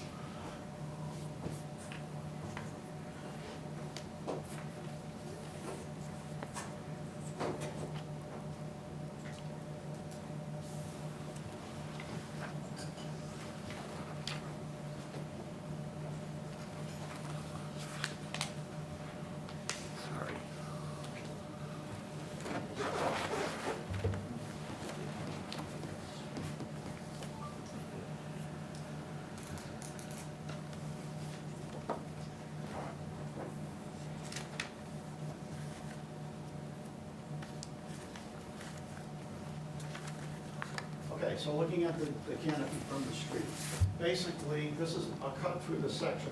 The front of the canopy will be even with this edge here. The way the normal canopy is constructed, we have a steel beam that goes up, there's beams up above, and then the deck hangs below, so you don't see any of that structure. The light fixture will actually be located on top of the deck with a lens, so the light itself is actually flush with the bottom of the deck. That light will go out at a little bit of an angle, but primarily, the intent is to provide task lighting and safety lighting for the operation underneath the canopy itself. This edge is normally between 8 and 12 inches, and it provides a shadow so that it's absolutely impossible for the lighting to go off at horizontal to the ground. So that is the way the light is contained underneath the area itself. Now, we did include in our package a photometric plan that shows the foot candles on the ground, and you'll be able to see that in that corner of the property, all the numbers off the property line are in the decimals or zeros. And again, as the previous MHF engineer explained, that does not take into account, those numbers do not take into account screening from vegetation, any kind of fencing or anything like that. That's a number that's based on if those lights are unrestricted, this is what you're going to get on the ground. And if you take a look in that corner, those are all decimals of foot candles. Does that include shading from the building there? Sorry, I take it. Nope. No. Nope. Obviously, when you take a look at the front of the building, you're going to have an increase of some of the lighting because of the fixtures that are along the front of the building on 114 and on the north side facing the dispensing islands. So you do have some lighting on those two sides, but on the back side and on both the side facing the business property to the south and Mr. Carter's property to the west, there's not going to be any lighting at all. And is any of the lighting that's attached to the north side of the store, does any of that go above the roof line, or is it No. all below the roof line? Nope.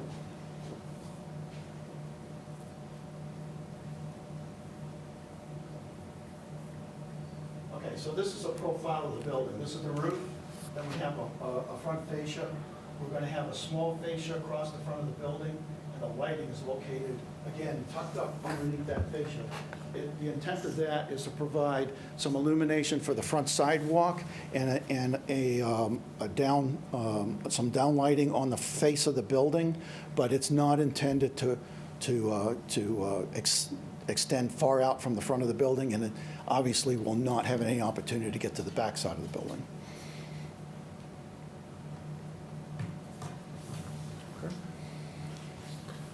Aaron, John, Peter, any others? Okay.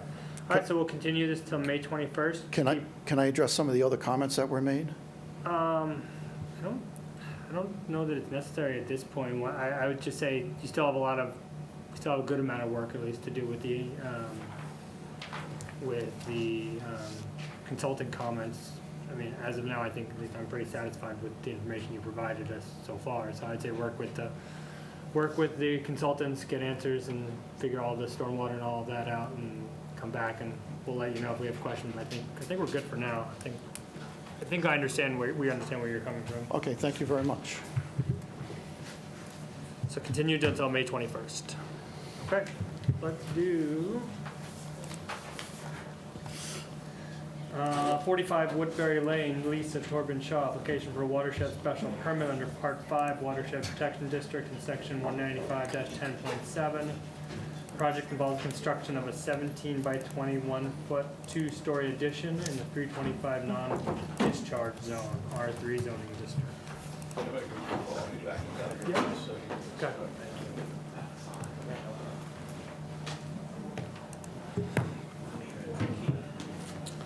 Hi. Hi, how are you? Should I wait for John to come back? No, you can start. I don't know Okay. Lisa now. Okay, for the record, my name's Jack Sullivan. I'm owner of the Sullivan Engineering Group. I'm here on behalf of the homeowner, Lisa Tobin Shaw, who's with me in attendance tonight. Great. She's lived at this property for 7 years, and they're seeking to construct a 2-story, 17 by 21 addition on the right side of the house. This lot was created on May 7th, 1976, so it predates the 1994 implementation of the watershed zoning within the town. This is one of the last homes in the watershed. This is at the outskirts of the Watershed Protection District. Since the lot was created in 1976, within 100 feet of any wetlands is the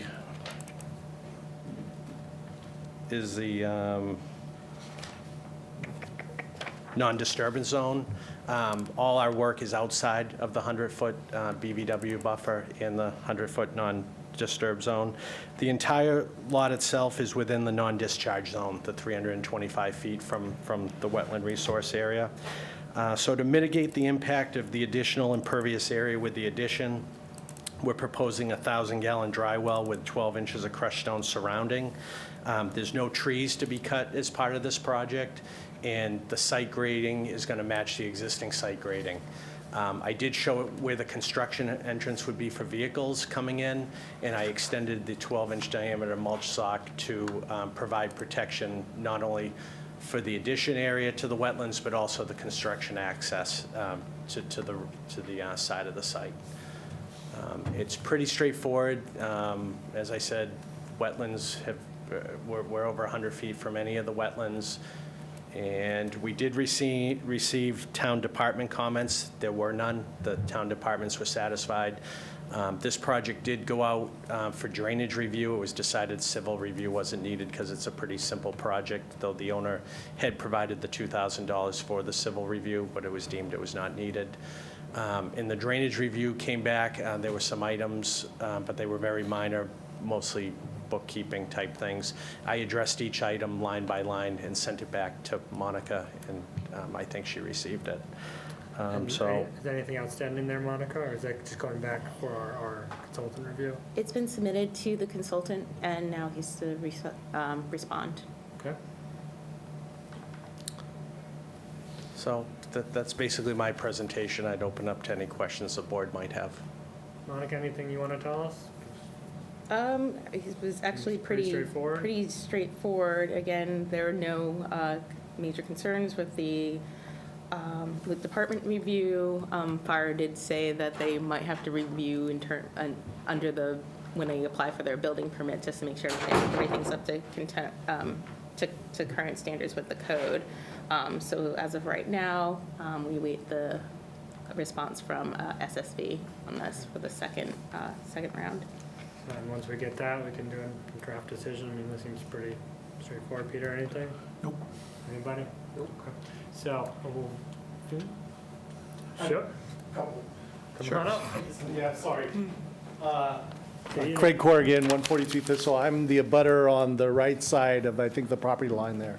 And just some questions, the first Why thing. don't you address them to me, and Oh. then if I can't answer them, I'll have them come Sure. back up. Are there any trees going to be removed? He said there were not. Oh, they're not? Okay, great. And is the addition in red there, I just wasn't sure of the plot plan? That's correct. Okay. So it's just there, 17 feet is that direction. Okay. And you mentioned the access by the construction, I just couldn't tell on the drawing where that was. Oh, sorry. No, Jack, you're coming up. Okay. Can you just zoom out a little bit, Monica? Is it through the It's Woodbury? It's off of Woodbury Lane. Okay, So I show, see how right here, there's an arrow? Yep. So construction access will come up, so there'll be no access through. from the Thistle? road. No. Okay, No. because I know they cut through and everything for the sewer in there and such, so I wasn't sure That was, if construction was You know, going this property is subject to actually a famous court decision. I did not know that. You did know that. Which one? Because originally, when this was being proposed, there was going to be a cut-through straight through Thistle.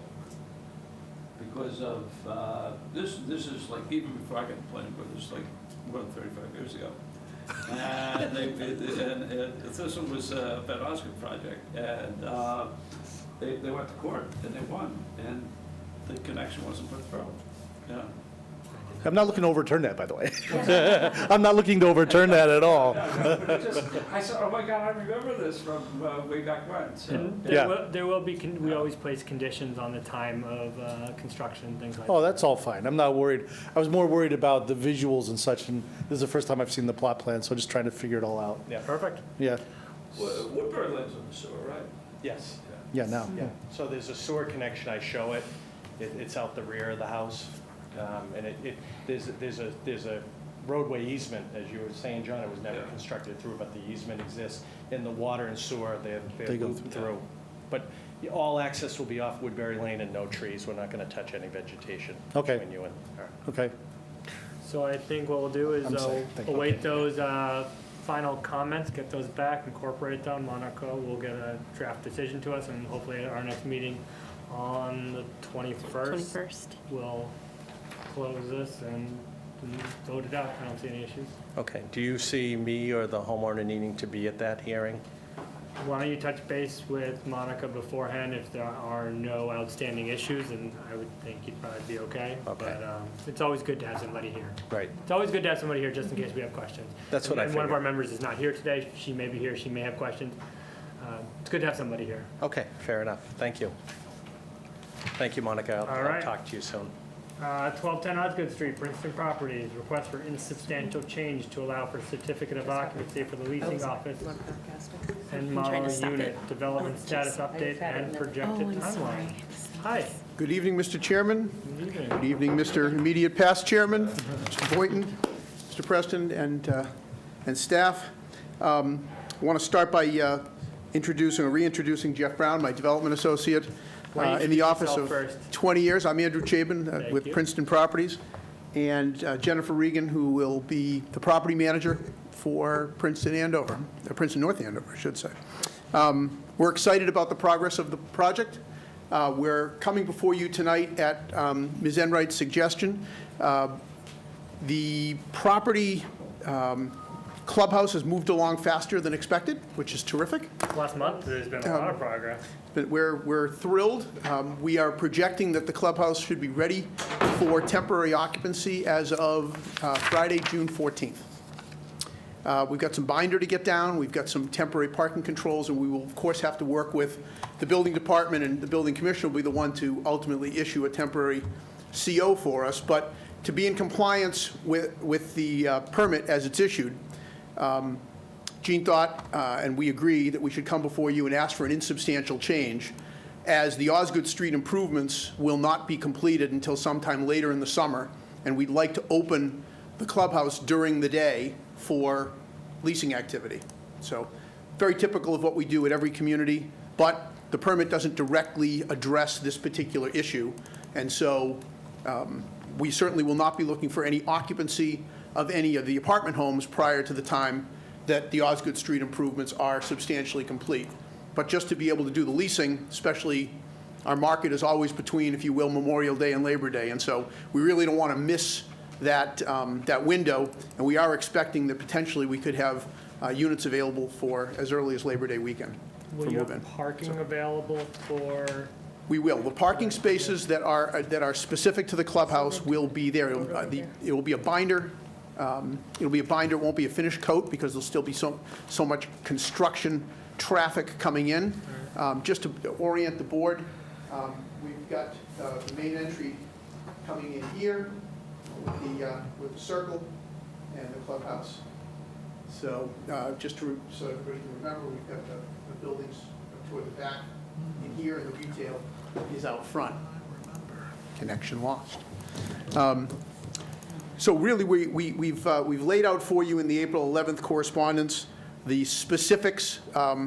Attorney Brown's gone through and sort of pointed out where we are asking for the insubstantial change, but each, in essence, asks for the ability for us to lease during the business day from the clubhouse and to be able to use one apartment home in the most adjacent building, which will be done somewhat out of sequence in a dry fashion. The utilities won't be ready probably in there until midsummer, other than the electric, but we want to be able to use that, if you will, as a staged model home to be able to show people what the finish will look like. So The model unit for the residential.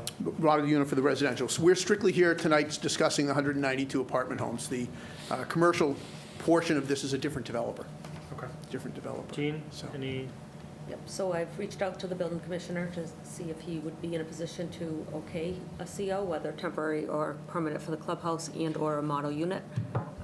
His concerns are that parking is available, that site access is available.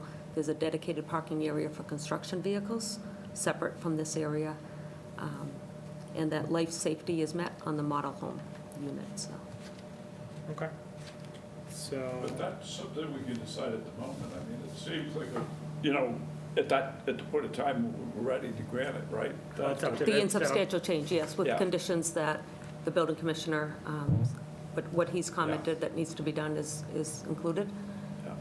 So the roadway work will not, you're anticipating June for a temporary CO or a We're CO? looking for a Friday, June 14th, temporary CO for the clubhouse and the ability to use the dry model. And as of right now, the Mass Works grant that's with the town, their contract date is July 1, but obviously, given everything that happened in the fall with utilities and other things, has them somewhat backed up. My guess is that will push closer to the September 1 date than the July 1 date, but at the moment, we don't anticipate having apartment homes ready prior to the time that the Osgood Street improvements will be in. So I do still think that the timeline works for us.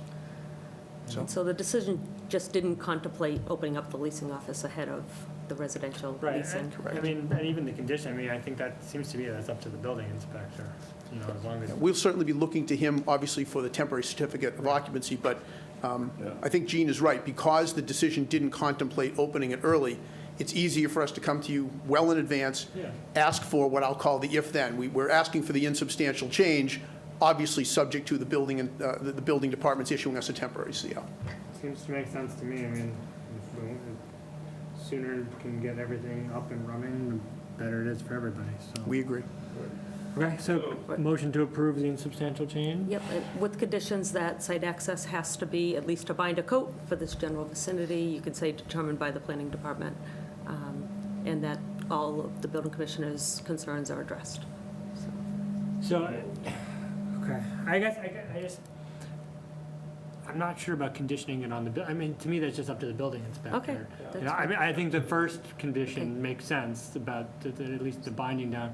The rest, to me, is up to the building. If he wants to issue. If he doesn't think it's safe, then that's his call. Right. Okay, so the parking area for the model home is the 5 spaces towards the front of the building? Right. 4 with the handicap spot, and so, So, yeah, those might, I think the binding needs to be down so that people can drive up, and there needs to be adequate parking. in a separate area for construction A separate vehicles. area for They need to be construction separated. Obviously, we need to make this a very comfortable experience for the folks that are coming in. So it's Correct. our very best interest to make sure that those things are at least in good temporary order, if nothing else. So, motion With for, that twist, I'll make the motion to approve. Second. all in favor? Aye. Okay, So we, The motion is to approve it as an insubstantial change with the conditions that binding as approved by the planning department, parking, adequate parking for the leasing, and a separate space for construction parking. Yep. Okay, okay, Good job. We provided for, at your leisure, to take a look. We've given you some construction progress photos and other things, so to the extent that anyone has interest later in the file. great. Thank you very much. thank you. All right, we always hold Wellington Way for last, sorry about that. Town meeting warrant article petitioner John Smolak, street acceptance, Wellington Way. Good night.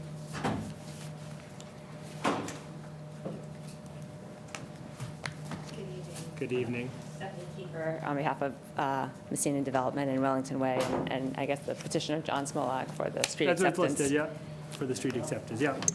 All right, who's telling us where we're at? So since the packet was posted as late as about 6 o'clock tonight, memos were submitted, one from DPW, one from planning, and one from town council. And they are all up online. They are online, however, they weren't sent an email to you, and they were posted very late online today. Have you had a chance to review these? I've seen nothing from town council. I saw DPW's at the end of the afternoon, and then I saw.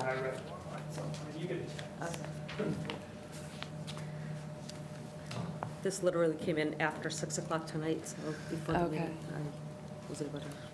Legal work when you're thinking on your feet is Yeah. the best legal work. I know from experience. Okay, so, as I said earlier in the meeting, this is the last item within the planning board report, that a recommendation is required by the planning board. It seems Conservation has issued a certificate of compliance. They've submitted a memo saying to the planning board, it's in here, that their review is complete with some monitoring of vernal pools to be conducted. Health Department has signed off and the building commissioner has signed off. That leaves planning, DPW, and town council. In essence, the outstanding issues remain to be stabilization along the roadway. At the site entrance is much wider than as it continues down to the cul-de-sac. The cul-de-sac itself had a modification to allow for drainage. We've been able to verify 2 storm events, and the cul-de-sac seems to be functioning as designed.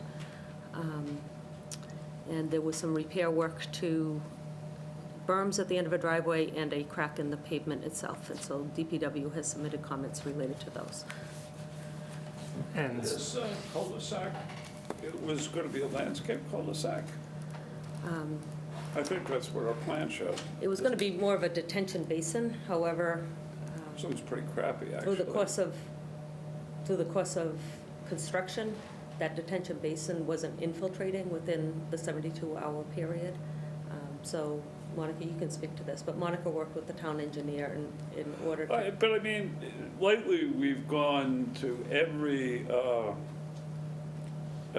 place where there's a cul-de-sac, we put in a landscape thing.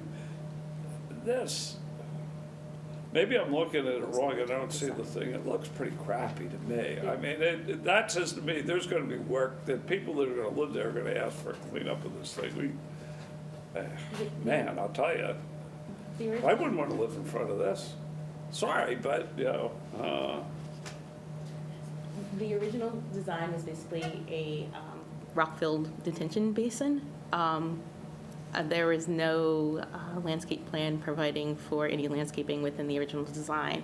Back in the fall, we realized that the basin wasn't working correctly.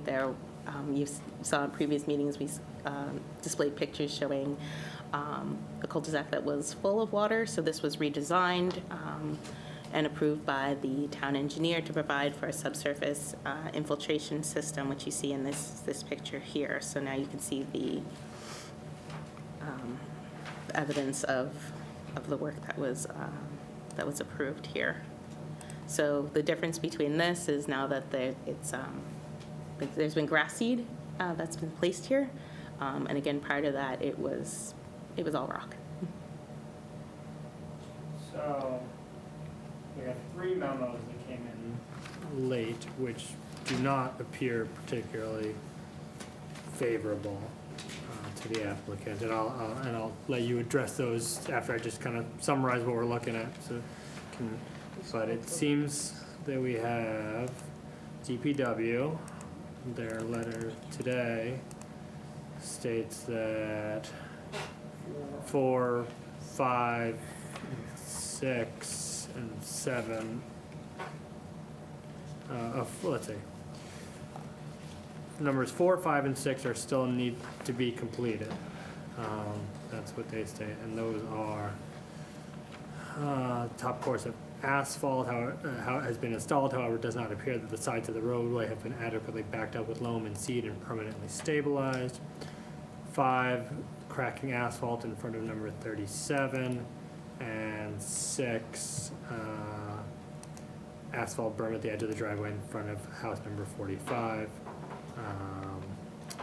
Then we have Monica, your memorandum today, basically also stating the asphalt berms, the loam and seed, we don't have stabilization, cracked asphalt.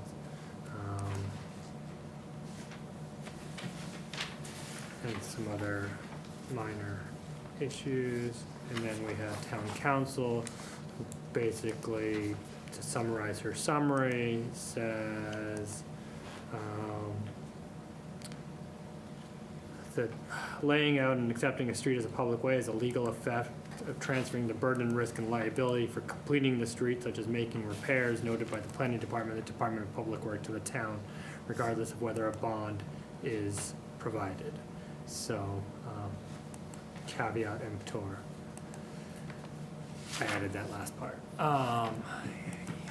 What would you like to say? What I would like to say is, when we were here the last time, Yeah. there were, the primary issues that had been identified was that there had been some repair work that needed to be done to the berm. The grass seed hadn't quite yet taken.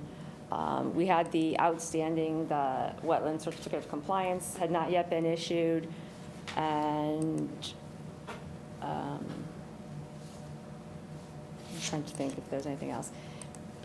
In any event. The wetlands, all set, right? Pardon, wetlands are all Wetlands set. done, yep. Certificate of compliance received, Okay. recorded at the registry, that's been taken care of. Okay, good. I think it was the day after we were here the last time that the paver Bitcon went out and did the repair to the berm work. And unfortunately, when DPW just went out today, and so we saw this kind of close of business today, that they weren't, they've now asked, what was done was what had been requested. And what they've now proposed is for this hot rubber sealant to be put on those areas. I've spoken with Messina, and he's very happy. He's already lined up 2 people that he can yet get it done this week. It's pretty minor work, but no problem, and that can be done. And then the remaining issue basically is that the grass is in and it's coming up. I went back out there again today myself. I took a couple more photos. I wasn't able to get those printed out, but I'm happy to show them to you. But it is taking, and so when we talk about stabilization, what we're talking about is just the grass growing. And so while you may have couched the letters as not very favorable, that they're pretty limited issues that remain. It's literally waiting for grass to grow, and then. So these pictures were taken yesterday morning. I know you said you had a couple from Right, tonight, but yeah. those prior marks and whatnot were yesterday morning. So I took pictures on Saturday that I didn't include because you can see the erosion onto the street here. And there was a significant rain event, which was a good thing because we were able to confirm that the cul-de-sac was Exactly, functioning right. appropriately. But on the other end of it, you can see erosion onto the street. And unfortunately, it's not staked to keep cars off of it. It was staked. Someone had removed the stakes, Okay. and I think they had put them in the detention basin. Yeah, I and saw so, one in the detention. and so Mr. Messina went out or had someone go out and removed all of those. So I'm not certain who removed the stakes, but there were stakes there, so that I did not see one happen. that seemed to be thrown towards the detention area, so I'm just saying that those tire marks, that's as fresh as yesterday morning. I mean, this has happened probably about since I've been on this board, at least a half dozen to 10 times. It's somebody rushing to get something in by town meeting, and basically I feel like they're holding a gun against the planning board and saying you have to do this when it's not ready. It should have been done last fall, and it would have been a lot cleaner if it had been done last fall. And yeah, we could wait till the last minute, but this just doesn't feel like it's right. I'm not ready to approve this. Well, it's all right, so let's go over our options, right? Our options are to approve and set a bond, right? We can do that. We have the ability to do that. The town council has said that the bond doesn't necessarily protect us because we own it, right? So we can, yeah, cash in the bond, but if the liability is more than whatever the bond is, then we own it. So that's one option. We can vote unfavorable action and say it's not ready, we vote unfavorable. Or we can, our final option is to say we're gonna not vote until town meeting, right? Yes, the warrant has printed with the Board of Selectmen to be made at town meeting. Right, to be made. And I at believe town- it also says the planning board, to be honest, to be made at town meeting, because we hadn't made a recommendation. Right. So, I take it from your position, John, you're not ready to approve. I mean, Mike, at this point, I'm not ready to approve. I'm willing to go to town meeting. Even I hate that because it's like, if you're gonna be left with something that's iffy, not completely clean, you have to make a decision and you wanna be fair. You don't wanna deny the thing for a very trivial reason, but at the same time, I feel like we're being backed into a corner on this sort of thing, and But the question is, can it be fixed in a month? well, I mean, We have I'm a month willing till town meeting. Right. to wait, but it's almost like it's gotta be beyond a reasonable doubt. I mean, or else we wait another year. I agree. Yeah. I agree with John's comment, that if it was last fall, it would have been in much better shape, and now, let's say that the weather is not conducive in the coming month, it's sort of being held against the planning board, but it's not. Is the developer willing to hydroseed with the tactifier to really hold this in place? That I'm not certain of, Jean. I can check, Okay, but I'm in the impacted area for the Columbia Gas, and I can say at the same time seed was put down here, they did hydroseed, and mine's fully established at this point. So a month, I think, would provide plenty of time if that was the course. But that's up to him, whether he wants to hydroseed. I know we talked about sod at the beginning, and those concerned about not having irrigation system. Exactly, right, But hydroseed is certainly being used. right, this is the first time that it's been suggested that, to look at hydroseed as an option. And if I may, likewise, I just want to clarify that, obviously things take time, but this wasn't, I don't believe, a situation where you can say readily that the developer waited to the last moment. The revisions for the cul-de-sac there, for the infiltration, those were approved, and then there was some time just to have DPW check and check the calculations, and so there was delay going on with that, and so you obviously want to make certain that it's approved. And so it was just, I think there were at least 3 meetings that were supposed to occur before conservation to get a certificate of compliance, and it kept waiting for the confirmation of the stormwater calcs based on the revised design. So, I may take a little bit of issue that this is a developer just rushing in, trying to shove something down your throats, because truly this is not, but this is a developer who, he doesn't live in town, but he's not going anywhere. He's been around this town for a long time, and is very committed to making certain that the grass takes and that it does stabilize. And like I said, he as soon as I received the comments from DPW this evening, I reached out to him, and within 20 minutes, he called me back, and he said, Stephanie, I have 2 contractors that are willing to do it this week. So I say this to you, and I would kind of suggest that you give some true consideration to the bond option, because I think that the work is, in terms of the paving work, that's going to be done, that can be done this week. And it's just a matter of DPW going out there and making the time to see if they're satisfied. And if they're not, obviously, we're going to go back out until DPW is satisfied with that berm work and if the rubber sealant. And then in terms of the grassing, I'm very happy to talk to the developer and see if they want to do kind of an insurance of hydroseeding, if it doesn't look like that's taking. And we do have a month before town meeting. I did take some pictures today, and I know that this was just yesterday, and this is today, but what I saw, the area, Gina, maybe you had the same observation, where it's taking very nicely, is within that cul-de-sac. But the cul-de-sac has that matting to protect from It has that? the matting to protect it, that's true, yeah. So, I mean, I appreciate your advocacy, but to me, it's more, go back to the legal part, it's like a strict liability. Either it's ready or it's not, and it's not. And I think we put the town in a bad position if we accept a bond in a street acceptance situation like this. So I would agree with my fellow board members here that the best course of action is to withhold our vote at this point and just create a vote to make our recommendation to town meeting and see if it's ready then. But if it's not fully ready, I anticipate that we would vote unfavorable action. And I think we need to be significantly convinced that it is, that everything has been met. And so for process, this also requires a street layout meeting, Yeah. hearing with the Board of Selectmen, which you've scheduled for the 23rd, if I understand correctly. And can that go forward without our recommendation? It can go forward. I would- I've spoken with Lori a few times, and she's not willing to affirmatively put it on Okay. without the recommendations. And so I'm in a catch-22 here Yeah. because I can't. So, what happens at that layout meeting? At that layout meeting, it requires notice to parties of Yeah. interest, so everyone on the street would receive notice, and mortgage holders would receive notice.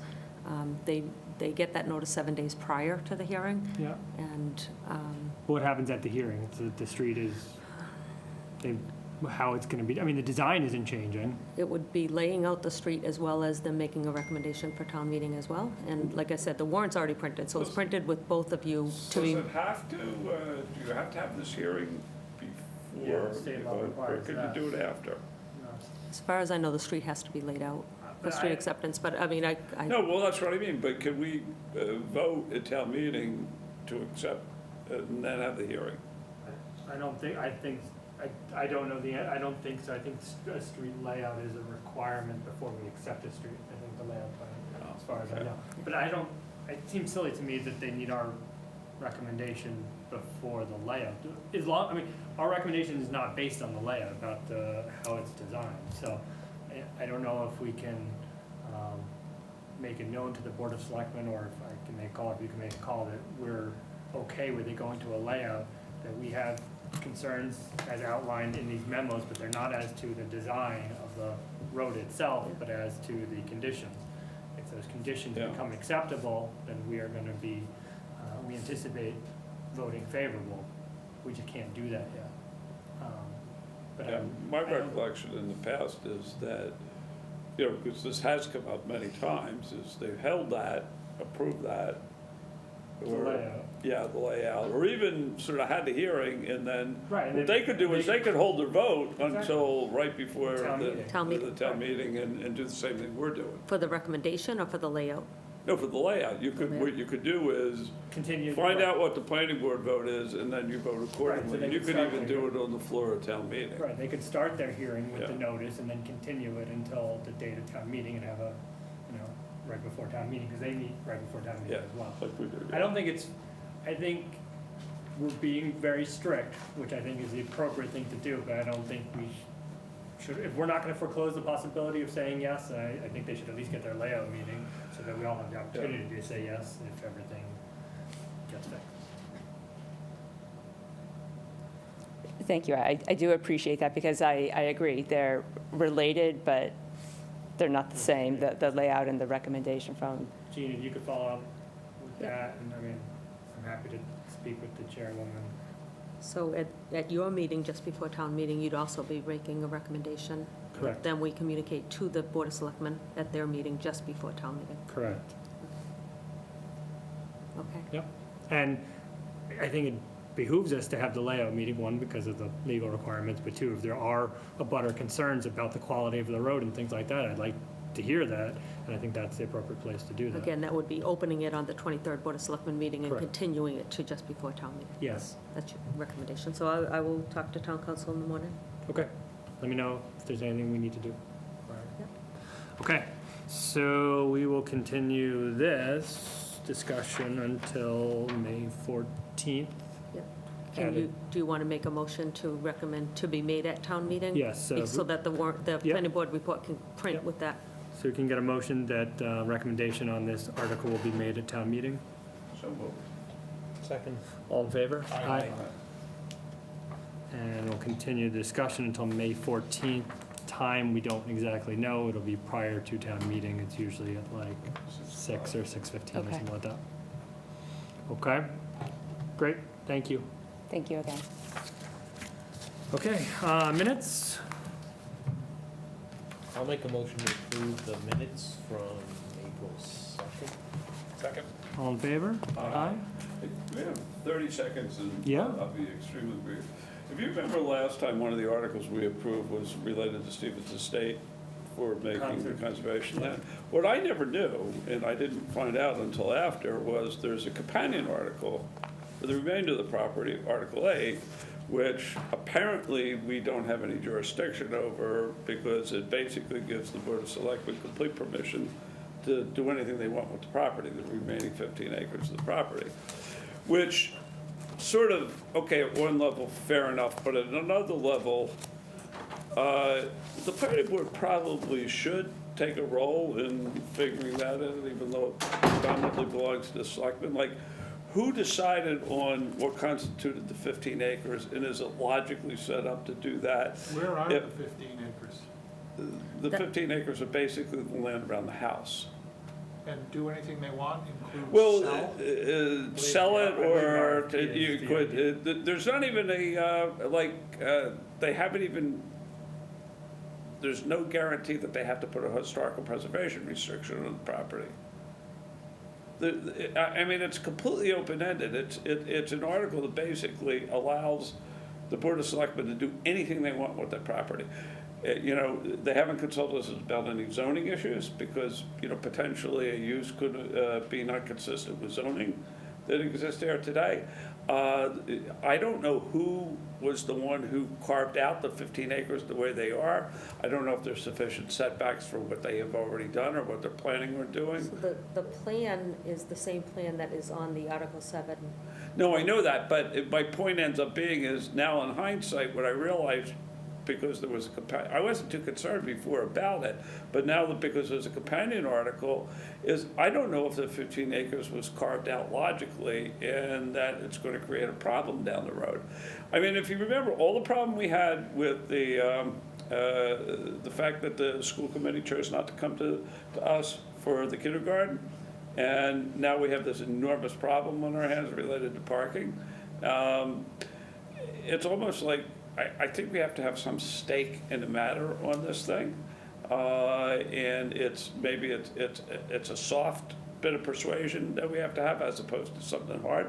But basically, the article just gives the Board of Selectmen carte blanche to do anything they want with the property, even tear the building down if a proposal came to that.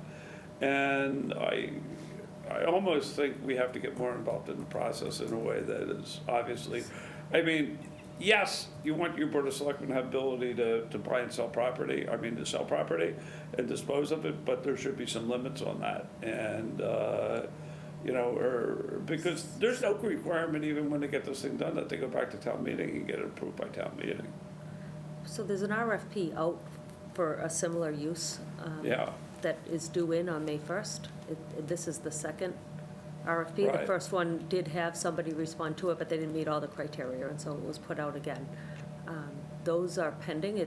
The due in on May 1st, and that does contemplate leasing or selling a certain portion of land. No, and that's fine. My only point is from a planning perspective, how did we end up, who configured the 15 acres the way they were configured?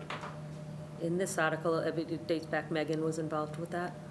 What was that? Megan Jopp was involved with that. I don't know who else was involved with it, but who was she? Megan, she was Erica Forey's replacement that was here for 3 months or so.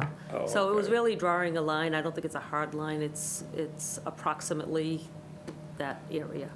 And that Yeah. article is used for both Articles 7 and 8 in the warrant. Yeah, because I mean,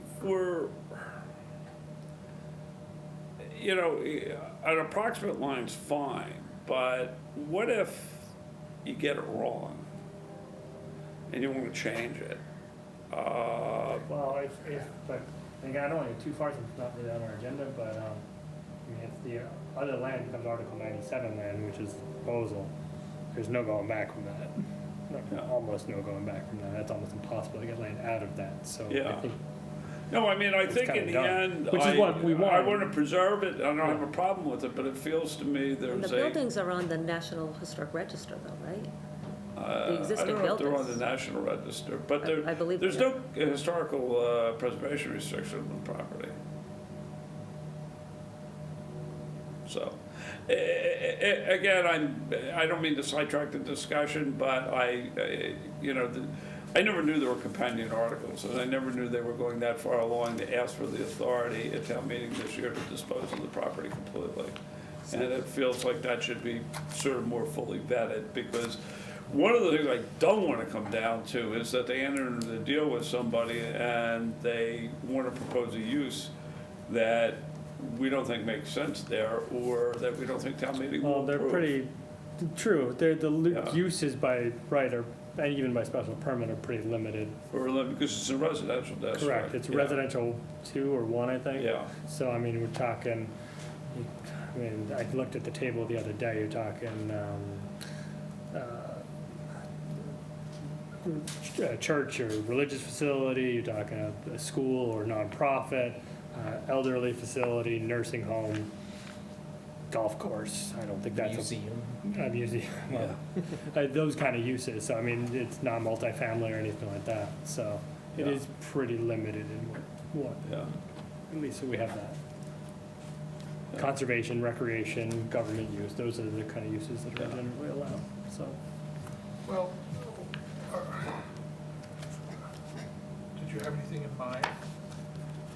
I just found out about it a few days ago, so I sort of haven't really thought through, but I do know there are a number of people that are going to raise the issue at town meeting. I mean, above all, I think there needs to be more transparency on that process on the part of the selectmen. I think that they should, I don't know if they're going to bring it up again, Gene, but I think if they could explain the limits of what they're going to do and put some restrictions on what they're going to do, so it gives us the ability to plan further down the road, then I wouldn't be so concerned. But right now, it's open-ended.